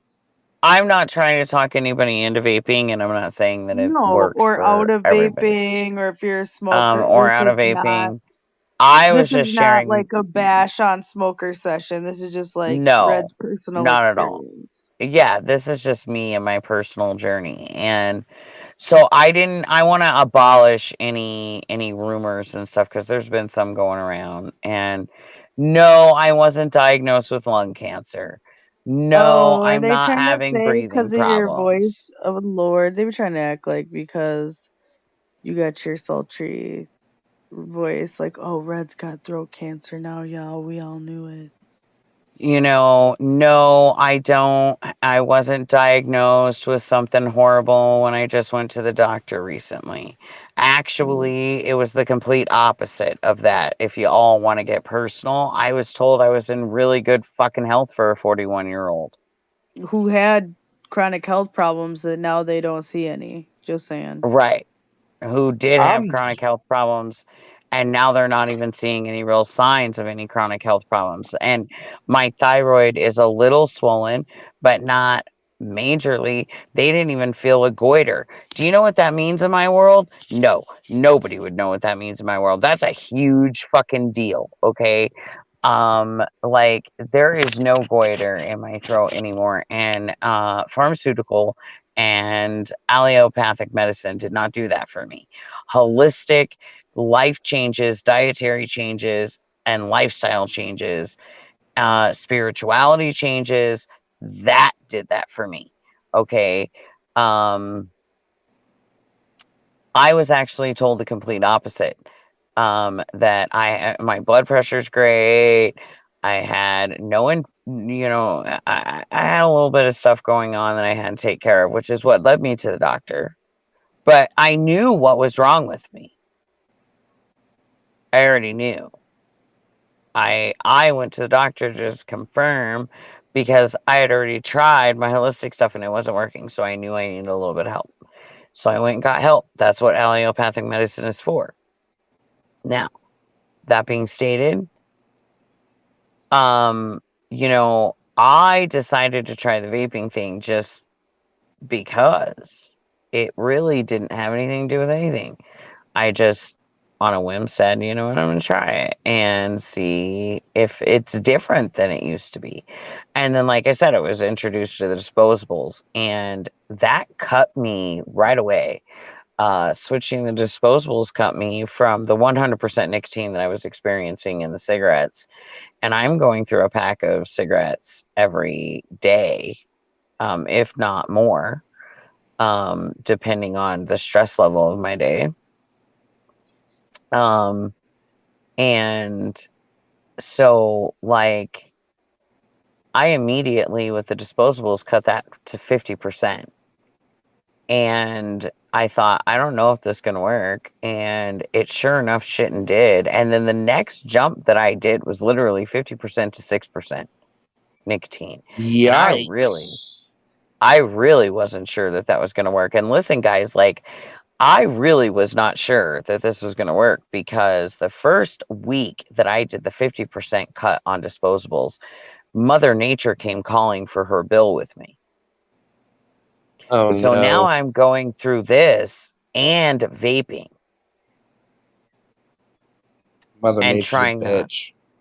Okay, so I made it that week and I didn't even blink an eye or have a problem. I actually even kind of felt better than I did normally. And I wasn't moody or anything, but then yeah, my next jump literally was from the disposables, which only cut me 50%, to the 6% nicotine. So I made that big of a jump. And I'm only going through my tank.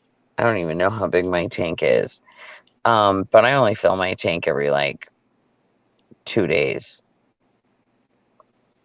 And so then, I've had a lot of stress in the last couple weeks with some things with new neighbors and craziness going on, and people doing classic kidnap type bullshit towards my children. Yeah, I read your whole Facebook post about that. That was fucking. Bro, me and Scarlett were literally talking about that. Like, that was some fuck shit. So That was just saying, beyond fucking shit. That was not fucking cool. stupid. And I've had a lot of stress and I still haven't picked up a cigarette. I'm still doing good on the vaping. I have not overdosed myself on nicotine. Good for you. I have noticed with vaping that it does inspire me to eat more properly. I guess maybe that's weird, but the Cigarettes are an nicotine, appetite suppressant. well, the vaping, the nicotine seems to That's what I'm saying, but cigarettes are appetite suppressants, so vaping would give you the opposite effect. Yeah, it doesn't make me hungry necessarily, but it's like the nicotine absorbs differently. So it's like if you have an empty stomach all the time, your stomach gets queasy after a little while. Mm-hmm. You need to put something in it. Um, so, Right. Oh, I um, get it. I have noticed that, but other than that, it hasn't really, I mean, I wasn't having breathing problems. I didn't get diagnosed with asthma. I wasn't like told I had to quit smoking or I'm gonna die or anything like that. I just decided one day I was gonna do it and see if it worked. And hey, that's betterment for myself. Um, if I can, it's Right. really been working for me. Well, that's Um, good, Red. I'm glad to hear that. even I feel even if I never go below 6% nicotine, like I'm okay with that. Like, You And should you be okay should with be. that. You know what? You should be damn proud of yourself because you didn't think you were going to quit smoking cigarettes. And here oh you no, are I now I not didn't. smoking. I never ever dreamed of quitting smoking cigarettes. That was Never, never. Even when never. I started vaping, I was like, dude, I'm not saying I'm quitting smoking or even trying to quit smoking, but I'm giving this disposable vape thing a try. Right. And then I was like, okay, like this is kind of nice. I kind of like this. And then, I realized that, well, I didn't really realize it. My smoke guy that sells me my stuff actually is like, okay, listen, you need 3 disposables to make it through your week. And I'm like, right, because each disposable only gives you 1,500 drags. And that's dependent on the size drags that you take. I tend to take very bigger drags because I like more smoke. It's more fulfilling for me. Um, so I don't typically get 1.5. I get more like 900 drags. So yes, I did count them if you're curious. Um, so that was running me about $50, which is about what a carton of cigarettes was going to cost. So at this point, he was like, listen, I can sell you a rig now and it'll be cheaper than this. And I'm like, really? So, because the idea was don't invest in a rig till you know if this is even going to work for you. After, 2.5, 3 weeks, he's like, I think maybe you might want to try a rig. So we did the rig. And my rig was only $40. And then my, Which is a one-time investment, you know. right. And I don't have to pay that again. And then my juice is $13. So $13, I was spending $50 a week on a carton of cigarettes and barely making it through the week on that carton, by the way. And a lot of times having to buy like an extra pack at the end of the week. Right, but wasn't that sharing though? Um, yeah and no, because for a while I was buying my own cigarettes because Jason was getting his own carton and he was hiding it. Mm, And I don't think he was necessarily hiding it from me. He was just hiding it in general because, well, he takes his dog everywhere and he eats everything. well, yeah. Um, so, but I was just buying my own. So I was buying my own carton and it was $50 every week. See, the carton of cigarettes I was buying, dude, was only like 25, $30. And these Listen, were some generic shit. I was working. Oh yeah, I could have gotten the generics. I could have gotten the Eagles that my hubby buys and gets, We but actually like those. If we can find those, we buy those because those are the closest we think to like our really cigarettes. Bro, yeah, I yeah, smoke they the are. brand I'll smoke is it's called This. Dude, I remember a brand name now that were like dirt cigarettes.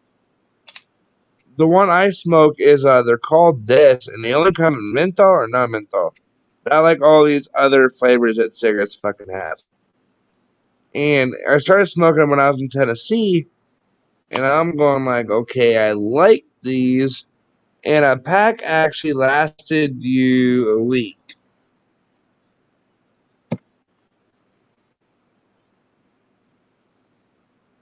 Hey Scarlett, I might have an audio technic issue I need to deal with here in a minute. Okay.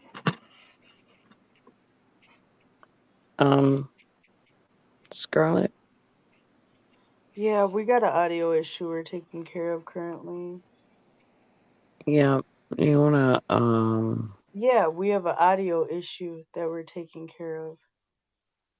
yeah, I know. I get it. I wasn't talking about that. Oh, okay. What were you gonna say? Um, Brett, chat. if you don't see Twitch up on your thingy anymore, don't be afraid. It's the only way we can get rid of those. Yeah, Rid of this that. dude is like incessant. He's gonna come back a bunch of times, so get ready. I got Okay, you, all Brett. right. Don't worry about it. I got you. I dealt That's with what him I on. was talking about. I wasn't talking about That's what. audio, nothing. I was No, like, what that's the what fuck we is this say. chat thing? That's what we say when we have an audio issue. Yep. Oh, I didn't know that. Okay, now let's not talk about that and continue on. You shouldn't say that on air, Dwayne. Well, I don't got my phone near me. Well, we'll fix Yes, we all can hear So, you, Dwayne, and we're live. So let's continue on. Let's talk about something else. um, yeah, I literally, okay, so at $50 a week, that's $200 a month, Yep. roughly. About I have that. Yeah. now, I have now reduced that to $13. bro, that's See, not that's bad. a And that's what bargain. you know what, and that's what happens when you start vaping because a bottle, the 60 And mil. technically, it's less than $13 because that bottle is not even half empty, which means I still have at least another month out of it. So if I split the 13 in half, that's really what I've cut it down to. Right, you know, and Like these bottles of vape juices last a while because, you know, like, if you're like red, because when I vape now, I only hit it because I put it up on the highest setting that I can get, but it burns my coils out quick. Which is which why I you can always bring it buy, down lower. well, that's why I always buy like a 10 or 20 pack of coils. Now, I was a little scared because my toad at work, like she buys these big old huge fat bottles of like 200 mils. And I mean, like, I watch her rip through those bottles. Like, I mean, she goes through them. Oh Right. God, no, I can't do that. I'll cough up a fucking lung doing that shit. And like, I mean, she rips through them. So I was like, not sure, you know. But I did some research, I did some looking, and I really do like this particular company and stuff. It's Shout 'em out, what's Red. the name? The BSX series. Oh, the Um, BSX series. yes. They make good product. So does Smock. Um, then they say rich yet reserved, powerful yet gentle, superbly crafted for a captivating vaping experience that excites the senses and warms the soul. See, like you use the BSX series. I use all the Smock series they come out with. Well, it's made by Glass. Okay. This BSX series is made by Glass, GLAS. And this one is the Juicy Peach Caribbean Punch Tropical Bliss. Oh, you're talking about the And juice. I thought you were talking about the mod. Oh no. The mod stuff I use is by Smock. mine's a Free Max. See, when I use Smock, I've never had an issue with Smock, and I love them because the ones by Smock added ones, which the one I used to have, which was power charged. I had when I would go to bed, I plug my batteries in at night. Mm-hmm. Because a battery, two batteries would normally last me, I think 4.5, 5 days, because I don't hit my vape that much when I vape. Not like I used to. And I can't do it much here in the house. So it gives me a good alternative to quitting. And so when I go and get my Smock series back, I'm getting this thing called the Smock Clip or the Smock Bullet. I got to be careful with it because the batteries drop out downwards like an actual gun mag would.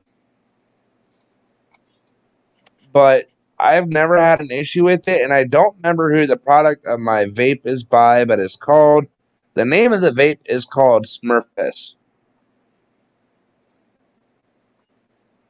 Mm. And it's good. I mean, it's a tropical, it has so many different flavors to it. Like 1 minute you hit it and you'll taste like a berry flavor, and then the next minute you hit like a Now, fruit punch see, flavor. that's kind of like how the Mango Tango is, and it's still the same thing. It's the BSX series, but it's Mango Tango, and it's the juicy mango, pineapple, and black currant. Now, this one's more flavorful, believe it or not, than the Caribbean Punch, being peach, strawberry, apple, pineapple. But that's because it does like what you're saying. Like each time you take a drag, you kind of get a different one of those three flavors. Whereas with the Caribbean Punch, it's mixed much more. So you're just tasting all of it at once. So it doesn't seem as flavorful, even though it really is. And that's what I like about all these different flavors, because when vapes came out, it just used to be the menthol flavor and They had really the cool full flavors. flavor. No, they had really cool flavors from the beginning. But Yeah, because the very first flavor I ever got was cotton candy. Yep, they see, had some really cool flavors. I can't do the cotton candy one, because the cotton candy one to me, it's like it tastes good, but after a while, the flavor starts getting bland in your mouth. Yeah, I never liked Mhm. cotton candy flavor anything, so Now, that would be a negative for me. strawberry ones that I Hey, would use. guys. Yeah. So, my phone's gonna die. Oh, well, then we should wrap it up. Yeah, we can wrap it Yes. up. I'm at like 6% battery, I just noticed. All right. Well, let's get out of here, everybody. Yes, everybody, thank you for joining. Look forward to talking to you all next week and covering some more stuff. Hopefully we'll have some good things to report on the homestead with the building. So, see you next week. Dare to be different, dare to be you, and dare to learn to love yourself unconditionally.